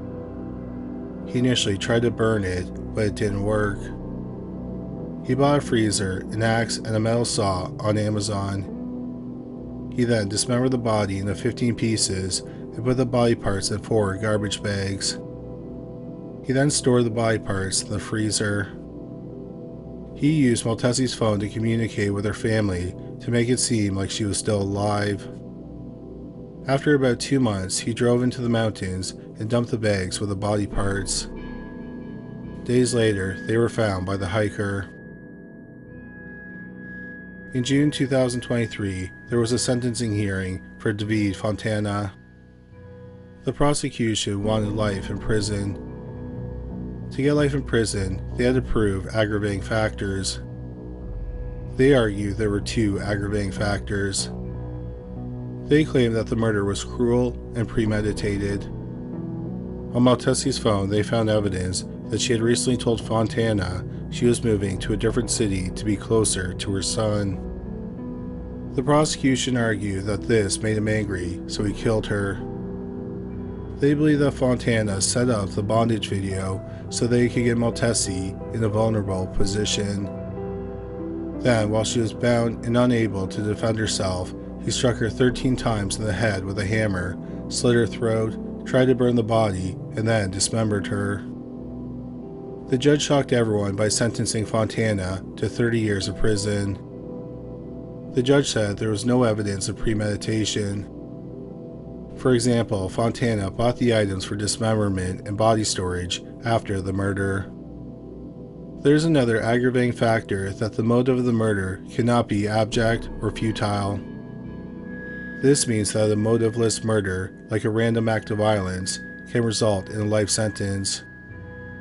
The judge said that Maltesi was, quote, young and uninhibited, unquote, and she used Fontana.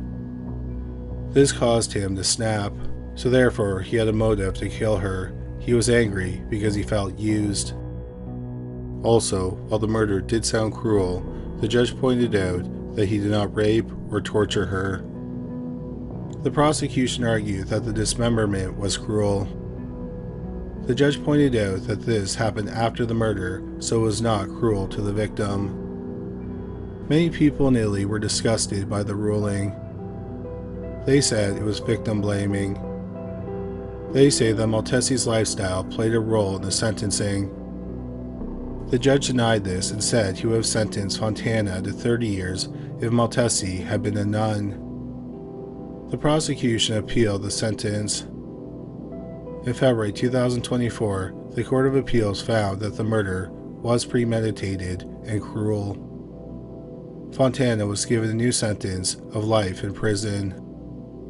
In Italy, that means after 10 years, a prisoner can work outside the prison and spend up to 45 years a day at home.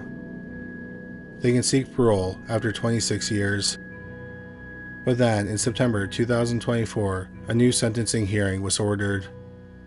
At the time of this recording, David Fontana has not been resentenced.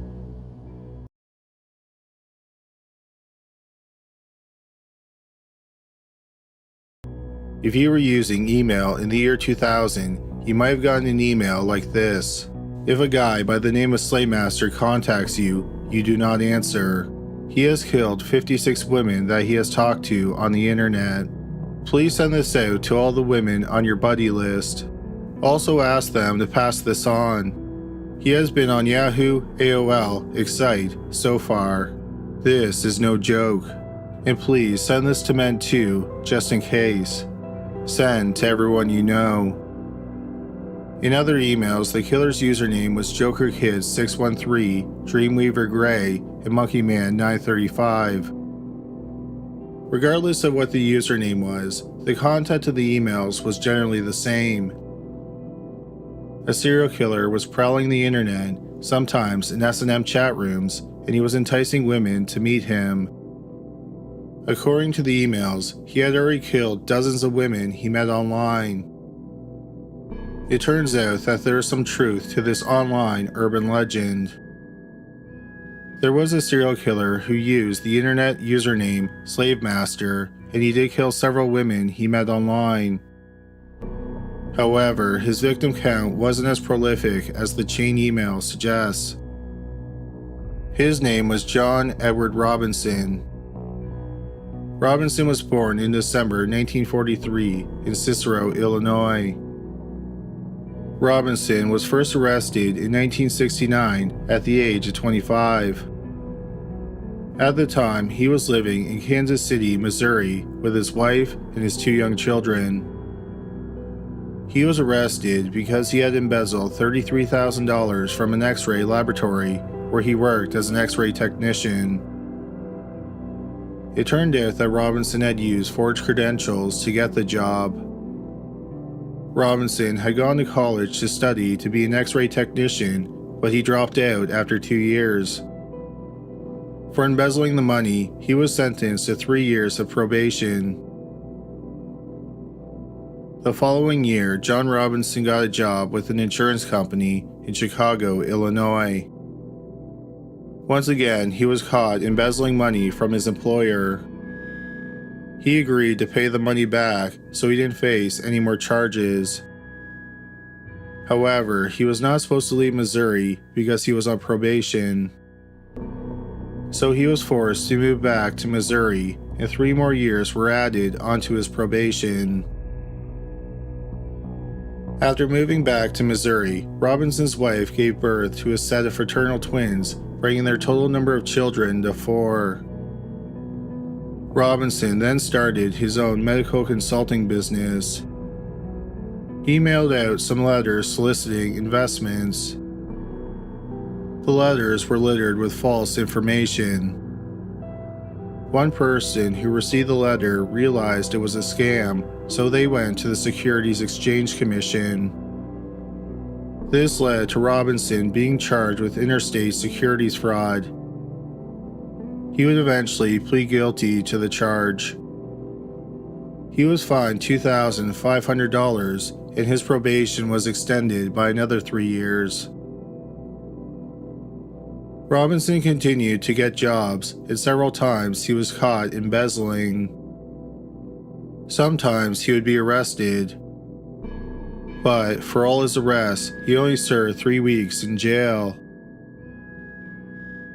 That was until the spring of 1981, when he spent 60 days in jail for stealing $6,000. After Robinson got out of jail, he and a friend started 2 consulting businesses. The businesses were nothing more than covers for Robinson's scams. In the summer of 1984, for one of the businesses, he rented out a duplex in Overland Park, Missouri. Overland Park is in the Kansas City metropolitan area. The duplex was nothing more than a brothel that specialized in sadomasochistic sex. Robinson was supposedly the leader of an S&M cult called the International Council of Masters. His title was Slavemaster. In the fall of 1984, John Robinson met 19-year-old Paula Godfrey. He offered her a job with one of his consulting businesses. As part of the job, Robinson told Godfrey he was going to send her to San Antonio, Texas for some training. Robinson said he would pay all her expenses. Godfrey happily accepted the job.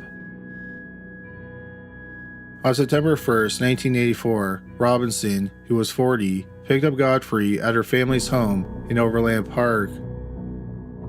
Godfrey's family thought that Robinson was driving her to the airport so that she could fly to San Antonio. The plan was that Godfrey was going to call her family when she arrived at her destination, but she never called. A few days later, her family still had not heard from her, so her father flew to San Antonio. He found no trace of her. She had not even checked in to her hotel. Godfrey's father traveled back to Overland Park, and he went to Robinson's office. Robinson said that he had no idea what happened to Godfrey. Godfrey's father told Robinson that if he didn't hear from his daughter in the next 3 days, there would be trouble. Then a couple days later, the Godfreys received a letter in the mail. The envelope had a postmark that indicated the letter was mailed from Kansas City. The letter had been typed, and the author claimed to be Godfrey. She said she wanted to start her life over, and she did not know where she was going. The writer also thanked John Robinson. The sign-off of the letter was handwritten, and it said, "Love ya, Paula." Paula Godfrey's family immediately noticed some things wrong with the letter. For example, the author used profanity, and Godfrey wouldn't have done that. The letter also had several grammatical errors, which was uncharacteristic of Godfrey. Finally, Godfrey's family did not recognize the signature. The Godfrey family took the letter to the police, but the police saw no evidence that Godfrey had met with foul play, and if she wanted to disappear, that was her choice. So the police did not do any investigating. Just before Christmas 1984, John Robinson got in contact with a nonprofit group that supported young single mothers. Robinson said that he and other local businessmen wanted to help some young mothers by giving them a place to live and a job. In January 1985, John Robinson was introduced to Lisa Stassi, who was a 19-year-old mother with a 4-month-old daughter named Tiffany. Lisa was married, but the relationship with her husband was strained. Due to their marital problems, he re-enlisted in the Navy. Robinson told Lisa that his name was John Osborne. After meeting, Robinson put Lisa and Tiffany up in a motel room for several days. On January 10, 1985, Lisa's mother-in-law, Betty, received a strange phone call from Lisa. Lisa had told Betty that she had learned something. Lisa said she had been informed that Betty was going to try and get custody of Tiffany by telling the authorities that she was an unfit mother.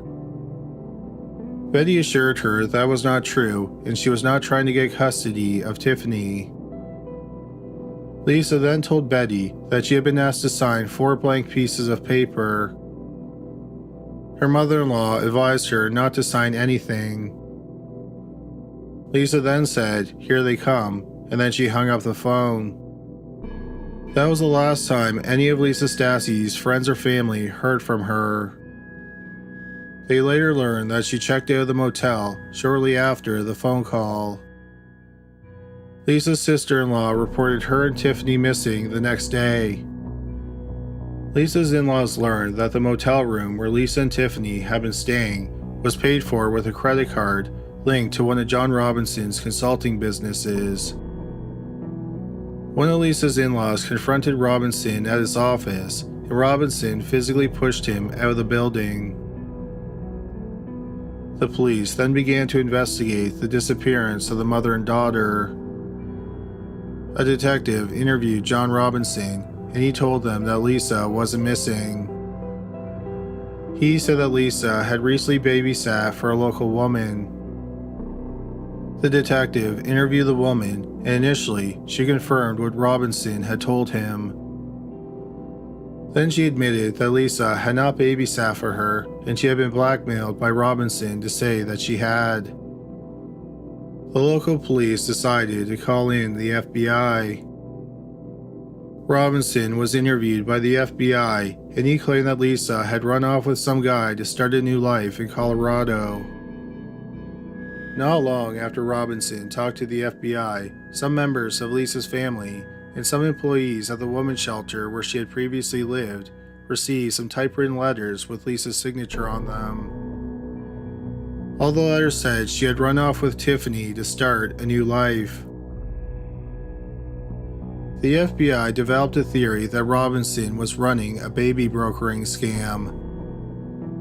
They thought that for a fee, he was illegally arranging for couples to adopt babies.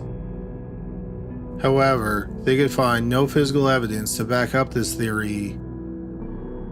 Nor could they find any physical evidence that he was involved in the disappearances of Lisa and her daughter Tiffany.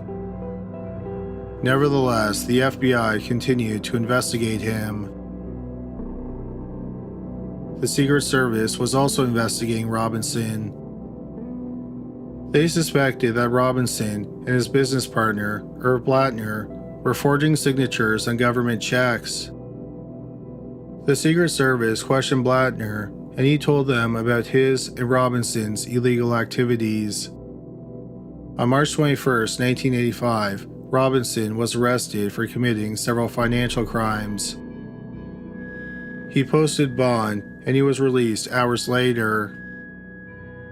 Robinson knew that Blattner had turned on him, so he hatched a plan to have Blattner discredited. He convinced a woman named Teresa Williams, who was a sex worker at his bordello, to help him frame Blattner for murder. What Williams didn't know was that Robinson planned on killing her. Robinson had told Williams that they were just going to fake her death and she was going to go live in the Bahamas. Robinson also thought that the police believed that Blattner was responsible for Williams' disappearance. They might have also thought that he was responsible for the disappearances of Paula Godfrey, Lisa Stassi, and her daughter Tiffany. Before Robinson could set his plan in motion, a detective and 2 FBI agents talked to Williams. They told her that 2 other women who were associated with Robinson had disappeared. It turned out that Williams was already afraid of Robinson because of his erratic behavior. Williams told the detective and the FBI agents about Robinson's plan, and they placed her in a safe house. After Teresa Williams was placed in the safe house, Robinson desperately tried to track her down, and he even hired a private detective to find her. The private detective was able to locate her. The FBI found out that the private detective had found her, so the FBI decided to get Williams out of the state. Shortly afterward, Robinson had a probation hearing. The judge revoked Robinson's probation and ordered him to serve out the rest of his sentence, which was 7 years, in prison. Robinson appealed. He was allowed to stay out of jail on bond while he awaited the outcome of his appeal. In May 1986, a judge decided on Robinson's appeal. He ruled in Robinson's favor, and he did not have to go to prison. During this time, Robinson had been scamming a company in Johnsonville County, Kansas. They had been paying his invoices for consulting work that he had not done. In January 1987, Robinson was found guilty of fraud. The prosecutor told the judge how many times Robinson had been investigated, and he asked for a harsh punishment. The judge agreed that Robinson should receive a stiff sentence, so he sentenced him to 5 to 14 years of prison. But Robinson didn't start serving his sentence right away, and this would have deadly consequences. Catherine Clampett had struggled with drug addiction in the first half of the 1980s. By the end of 1986, Clampett, who was 27, had turned a corner. She wanted a better life for her and her young son. In January 1987, Clampett moved to Oakland Park to live with her brother. While Clampett looked for a job, her son lived with her parents. She came across a classified ad in the newspaper for a consulting business which offered a job with lots of traveling. Clampett applied for the job, and she was interviewed by the owner, John Robinson. Robinson decided to hire her, and he put her up in a motel for several nights. Clampett's brother expected that she would come back and stay with him again, but she didn't. In fact, he never saw or heard from his sister again. He reported her missing several months later on June 15, 1987. John Robinson began his 5 to 14-year sentence in May 1987. In prison, he was a model inmate. He took advantage of classes that were offered by the prison, and he learned about computers. It turned out that Robinson was gifted when it came to computers. He was even able to write computer software for the state of Kansas. It's believed that his software saved the state $100,000. In prison, Robinson suffered some minor strokes. As a result, there was some minor slackness on the right side of his face. The strokes did not affect his intelligence or verbal skills. Robinson was able to charm the prison staff. When he applied for parole for the first time, several of the prison's employees wrote letters on his behalf. Robinson was released from the Kansas prison on January 23, 1991. He had served less than 4 years. On the day Robinson was released, he was picked up and taken to a jail in Missouri. He still had 7 years left on his sentence, which he could have served while on probation had he not been convicted of any other crime. The judge decided to incarcerate Robinson in a medium security prison. While Robinson was serving his sentence, he met Beverly Bonner. Beverly was the prison's librarian, and her husband, William, was a physician at the hospital. Robinson managed to charm Beverly. Robinson told her that when he got out of prison, he had a job for her with his business, Hydroglow. The job was high-paying and it involved travel. Robinson left prison sometime in 1993 after serving about 2 years, and he moved back in with his wife and 4 children. After Robinson went to prison, his wife sold their house and she bought a trailer park in Belton, Missouri. She both managed and lived in the trailer park. Robinson's 6 years in prison had done very little to diminish his dark impulses. While he could have gotten a job with his newfound computer skills, Robinson was not interested in honest work. Instead, using his computer, he created documents that looked like they were from legitimate investment firms. He would then mail out these letters. Of course, when people sent him money, he would just pocket the money. In February 1994, Beverly Bonner divorced her husband, William. She initially told her mother that she was going to work for a business called Hydroglow that was run by a man named John Robinson. But then she later told her mother that she was mistaken and the man's name was Jim Redmond. Soon after Beverly left, her family started receiving letters that were supposedly from her with postmarks in Europe. The letters were typewritten and they were signed by Beverly. The final letter they received had a Russian postmark. The letter, supposedly from Beverly, said she was making her way to China. Then the letters suddenly stopped. When Beverly divorced her husband, she was awarded alimony payments of $1,000 a month. Her mother would send the checks to a mail center in Olathe, Kansas. Even after her family stopped receiving letters, the checks continued to be cashed. Before Beverly went missing, Robinson had her sign blank pieces of paper. It turned out that Robinson had found a service on the internet that would put postmarks of different countries on envelopes. Around the same time that Beverly supposedly went on her trip to Europe, Robinson rented out a storage unit in Raymore, Missouri. He told people that he was storing his sister's belongings there. He said that his sister was traveling around with her business, Hydroglow.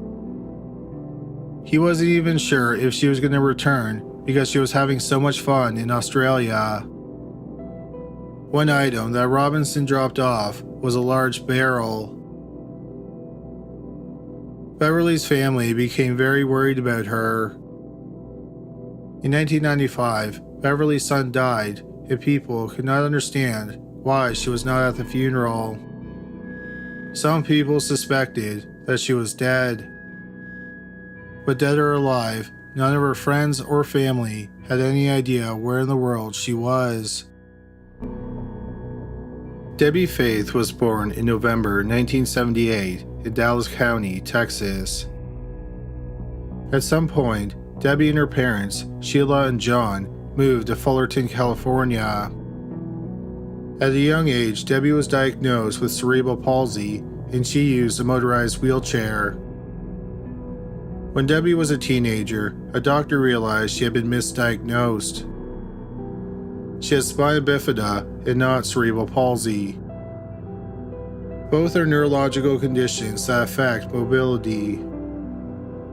In 1991, Debbie's father died, leaving her mother, Sheila, as her sole caregiver. Debbie and Sheila lived off $1,000 a month Social Security payment, but it was never enough because of Debbie's medical bills. In 1993, Sheila and Debbie moved to Watsonville, California. Sheila wanted a male companion, so she started looking for one online in chat rooms and through personal ads. She and Debbie had moved to Watsonville so that she could be with a man whom she met online.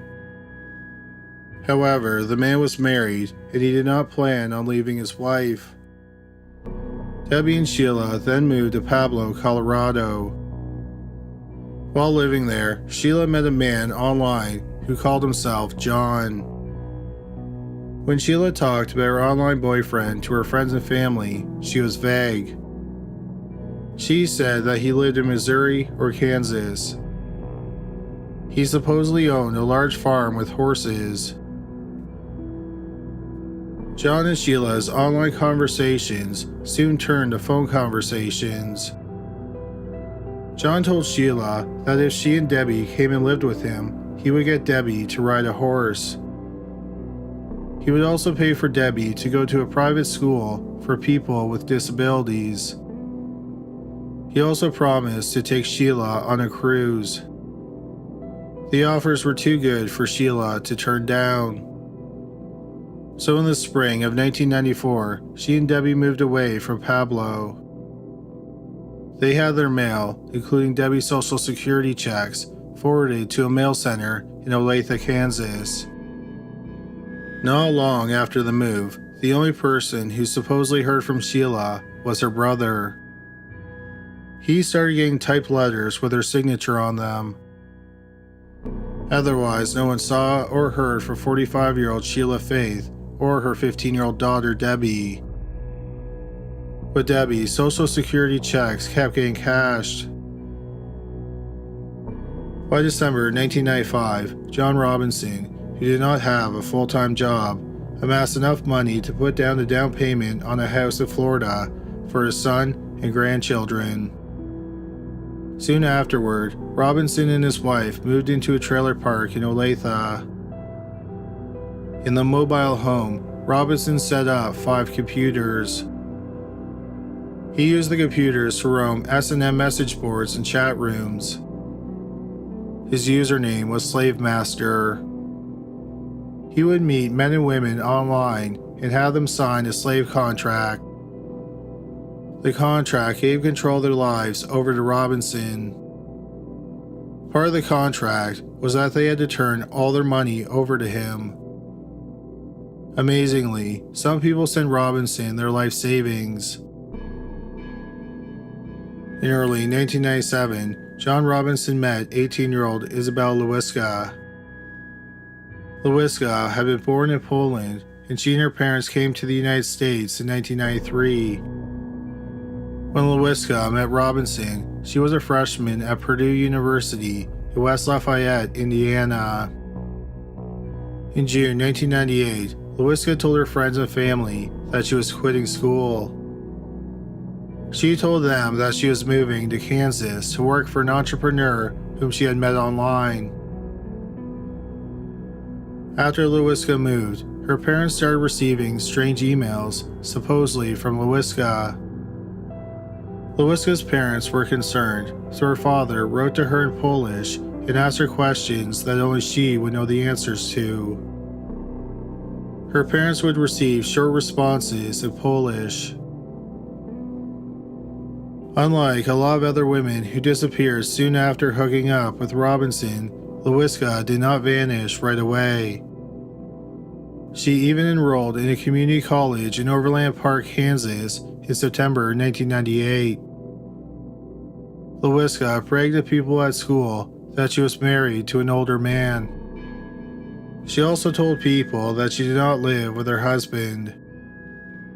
What no one knew was that Lewiska had signed one of Robinson's slave contracts. The contract consisted of over 100 expectations that Lewiska was supposed to meet. John Robinson always kept himself busy. He was constantly looking for new women to victimize, and he was still married, and he had children and grandchildren. So Lewiska spent a lot of time by herself. During the 2 years that she lived in Overland Park, she made several friends. In the fall of 1999, Lewiska told a friend that she was moving away. That was the last time any of her friends in Kansas saw her. Around the same time, the tone of emails that Lewiska's parents were receiving had changed. One email said she was no longer going to respond in Polish. Then one day, they received an email, supposedly from their daughter, saying that she no longer wanted to talk to them. After that, the email stopped.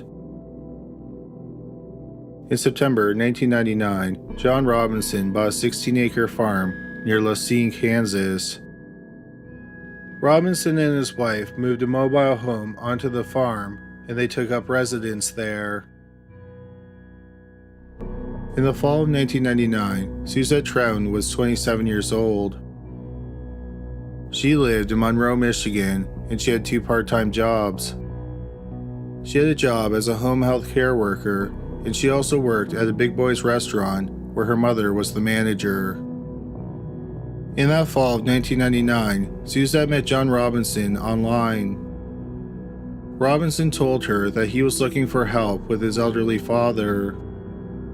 Robinson said he would pay her $60,000 a year, and he also said he would pay for her to travel around the world with his father. In February 2000, Suzette left her home and moved to Kansas City, Missouri. After a few weeks, Suzette's mother, Carol, had not heard from her. So Carol called the phone number where Suzette said she could be reached. A man answered the phone. He said that he did not know where Suzette was because she had run off with someone. In the days that followed, Suzette's friends and family received some emails and letters supposedly from her. Some of the envelopes had postmarks from California. Suzette's mother, Carol, received a letter in the mail, and she thought it was odd. For example, her daughter was a notoriously bad speller, but the letter contained few spelling mistakes. She also thought that the letter lacked her daughter's personality. So about 3 weeks after Carol talked to the man on the phone, she reported her daughter missing. The only thing that Carol knew about the man she went to work for was that he called himself JR. A detective investigated Suzette's disappearance. He learned that her name had been used to rent out a storage unit. The detective then found out that John Robinson also rented a storage unit in the same complex. The detective was aware of Robinson's criminal history, so he started a more thorough investigation of Robinson. One of the first people he talked to was a man named Steve Hames. Hames had been Robinson's parole officer in the 1980s. Hames had always thought that Robinson was a dangerous man, and he kept tabs on him for years. Hames had been worried that after Robinson was paroled in 1993, he was going to kill him or someone in his family. Hames gave the detective all the information he had on Robinson. The detective sought out more assistance on the case, and a task force was formed. They started surveilling Robinson. The task force desperately wanted to arrest Robinson for the murder of Suzette Troughton, but the district attorney wanted some ironclad evidence. After all, they couldn't even prove that Suzette was dead. In early May 2000, a woman named Deanna Milliron traveled from Texas to Kansas City to visit Robinson. Milliron met Robinson on an S&M website. Milliron was unemployed at the time. Robinson had invited her to come to Kansas City so that she could work for him and they could also have a sexual relationship. Robinson put Milliron up in a motel room. Milliron and Robinson had sex, but she thought he was too rough. He also took photographs of her nude body without her permission. A few days after she arrived, Robinson ordered her to go back to Texas, put all her stuff in storage, and then return to Kansas City. Milliron did as she was told and returned to Kansas City a few weeks later. Robinson continued to abuse her. He would also abandon her for days at a time.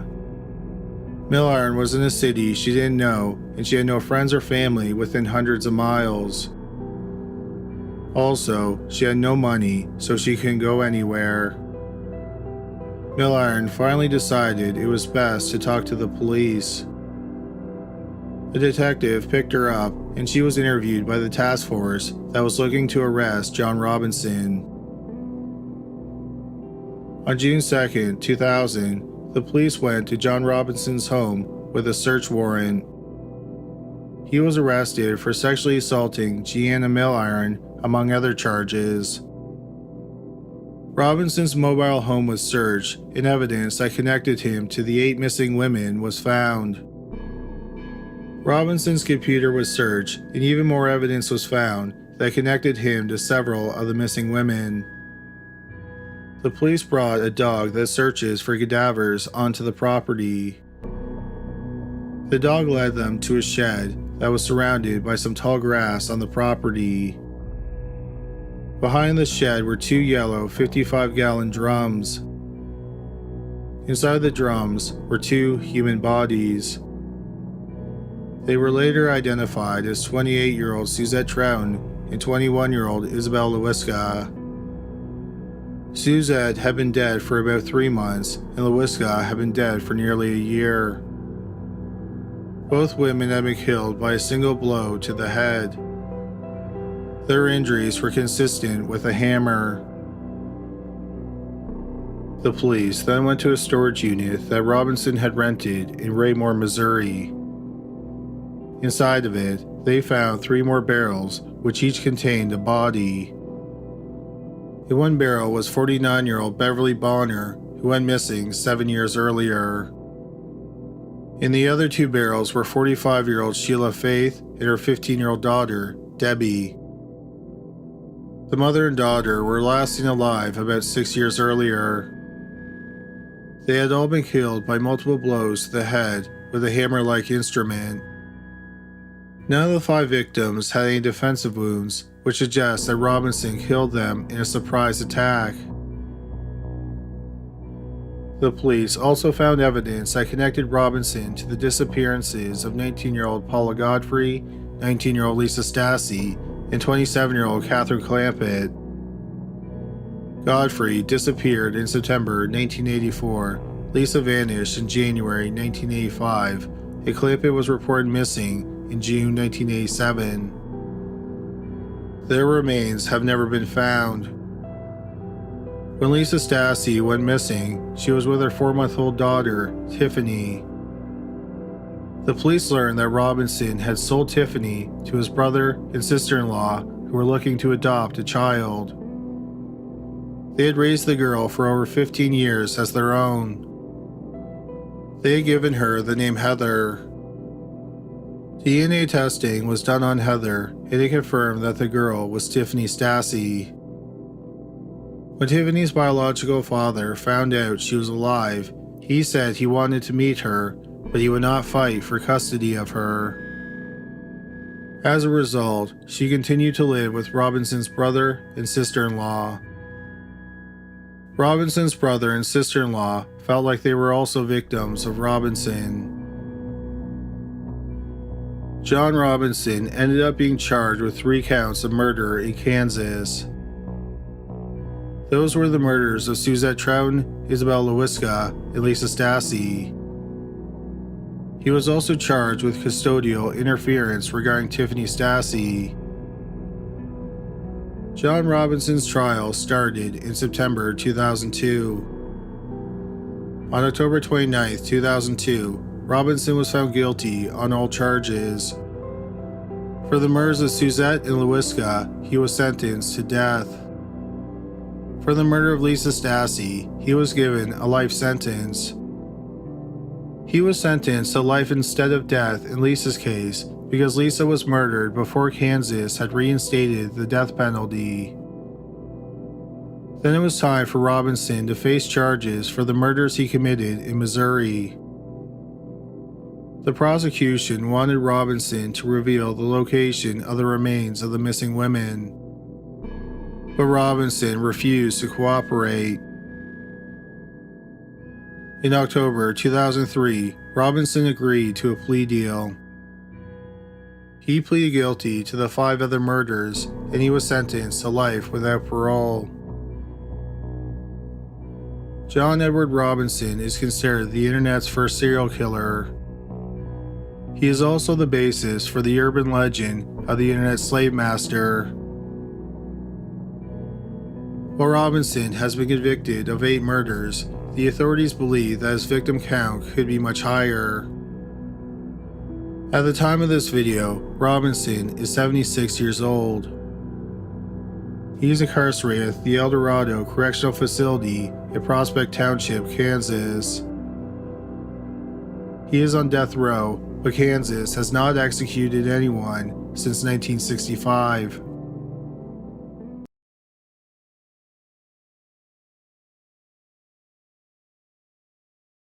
In our August 2020 video, 3 Haunting Unsolved Camping Mysteries Part 3, we cover the horrifying murders of Julianne Williams and Laura Winans. The couple met in 1995 in Minneapolis, Minnesota, when they were both training to be an outdoor trip leader with a women's nonprofit group. However, they kept their romantic relationship a secret from their family. On May 24, 1996, they traveled to Shenandoah National Park in Virginia to go camping. Julianne Williams was supposed to start a new job in Lake Champlain, Vermont on June 1, 1996. She was planning on returning home on May 28th so she could pack and move out by the end of the month. By May 30th, she still hadn't returned home, so her roommate called her parents. Her parents listened to the messages on her answering machine and learned that she had missed several appointments. So on May 31st, Williams' parents reported her missing. Later that same day, their car was found abandoned in the national park. Shortly afterward, their dog was found wandering around. The next day, a few feet off the Appalachian Trail in the park, some hikers found the dead bodies of 24-year-old Julianne Williams and 26-year-old Laura Winans. Winans' body was found inside their tent, and Williams' body was found down an embankment about 30 to 40 feet from the tent. Both had been bound with duct tape. Duct tape had also been placed over their mouths. They were both nude, but it did not appear that they had been sexually assaulted. They both had been murdered the same way. Their throats were slit. Their campsite was beside a mountain stream. The police suspected that the stream drowned out the sound of someone approaching their campsite. Since the couple was killed in a national park, the FBI was tasked with investigating. A suspect in the case emerged about a year later, Darrell Rice. Rice was later convicted of 2 attempted kidnappings. One of the attempted kidnappings happened in Shenandoah National Park. He was sentenced to 11 years for one of the convictions and 14 months for the other. Rice had a history of harassing women, and he supposedly hated gay people. Rice had also been in the park around the time of the murders. On April 10, 2002, nearly 6 years after the murders, Rice was indicted for the murders of Julianne Williams and Laura Winans. But then DNA testing done on the hairs that were found on the duct tape used to bind Winans' wrist revealed that it wasn't Rice's hair. So in February 2004, the charges against Rice were dropped. Another suspect was serial killer Mark Richard Ivanides. Between September 1986 and May 1997, Ivanides murdered 3 teenage girls, including a pair of sisters. In June 2002, a 15-year-old girl he kidnapped escaped from his home and reported him to the police. Ivanides fled the area and later shot himself when the police surrounded him. He is the suspect in several other murders as well. At the time, DNA testing could not eliminate him as the source of the hair on the tape. However, some people doubted he was the killer. The crime did not match his MO. Winans kidnapped teenage girls and held them for several days before killing them. William Winans were both in their mid-20s and they weren't kidnapped. A third theory is that the murder was committed by the same person responsible for the Colonial Parkway murders. It's believed that between 1986 and 1989, at least 10 people were murdered in Virginia by the same person. In 4 of the cases, couples or pairs of people were killed. This includes the first set of murders, 21-year-old Rebecca Dowski and 27-year-old Kathy Thomas. There were several similarities between the murders of Dowski and Thomas and Williams and Winans. They were both lesbian couples who were bound and their throats were slit. Also, all their bodies were found on federal property. Between 2024 and 2026, 6 of the 10 Colonial Parkway murders, including the murders of Dowski and Thomas, were solved with DNA. The killer was identified as Alan Wade Wilmer, who died in 2017 at age 63. So the police had a lot of possible suspects, but the murders of Julianne Williams and Laura Winans remain cold. In 2021, the FBI reopened the case and began a close examination of all the evidence in the case. DNA was found on several pieces of evidence and a profile was created. It was then entered into the FBI's Combined DNA Index System, also known as CODIS. In June 2024, 18 years after the murders of Laura Williams and Julianne Winans, the FBI announced that a match to the DNA had been found. It was the DNA of Walter Jackson Sr., who went by his middle name, Leo. Leo Jackson was born in November 1947 in Cleveland, Ohio. Jackson had a disturbing criminal record, and he had spent most of his adult life in prison for violent crimes. Starting in January 1984, he served 5 years for a crime that was not publicly specified. That was followed by 5 months in prison in 1994 for another unspecified crime. He was again in prison from August 2000 to May 2007, again for an unspecified crime. In 2011, Leo Jackson was convicted of kidnapping and sexually assaulting a woman. While he was in prison serving a sentence, 2 other crimes were connected to him. On June 5, 1996, a little over a week after Williams and Winans were murdered, he kidnapped a woman in Cuyahoga County, Ohio. He sexually assaulted her while holding a knife to her throat. A little over a month later, on July 16th, he broke into a home in Cuyahoga County. He kidnapped a woman and once again sexually assaulted her at knife point. He wasn't a suspect in the case until his DNA was matched to the crimes. Jackson pleaded guilty to both kidnappings and sexual assaults, and he was sentenced to 20 years of prison. After the FBI made the match to the murders of Williams and Winans, they investigated to see if Jackson was physically able to commit the murders or if the DNA match was some type of error. After all, Jackson lived over 300 miles away from the crime scene in the Cleveland area. What they determined was that Jackson was not in prison at the time of the murders. He was an avid hiker, and one of his favorite places to go hiking was Shenandoah National Park. Since Jackson was known to visit the park, he was a convicted serial rapist, and the chances that the DNA could have come from someone else are 1 in 2.6 trillion. The FBI was sure he was the killer. The FBI was unable to charge Jackson with the murders of Williams and Winans. Leo Jackson died in prison at age 70 in March 2018. In June 2024, the FBI announced that they were closing the murders of Julianne Williams and Laura Winans. The FBI thinks that Jackson may have committed other sexual assaults and murders, and they are continuing to investigate him. More than 2 years since the announcement of the closure of the case, no other crimes have been connected to him.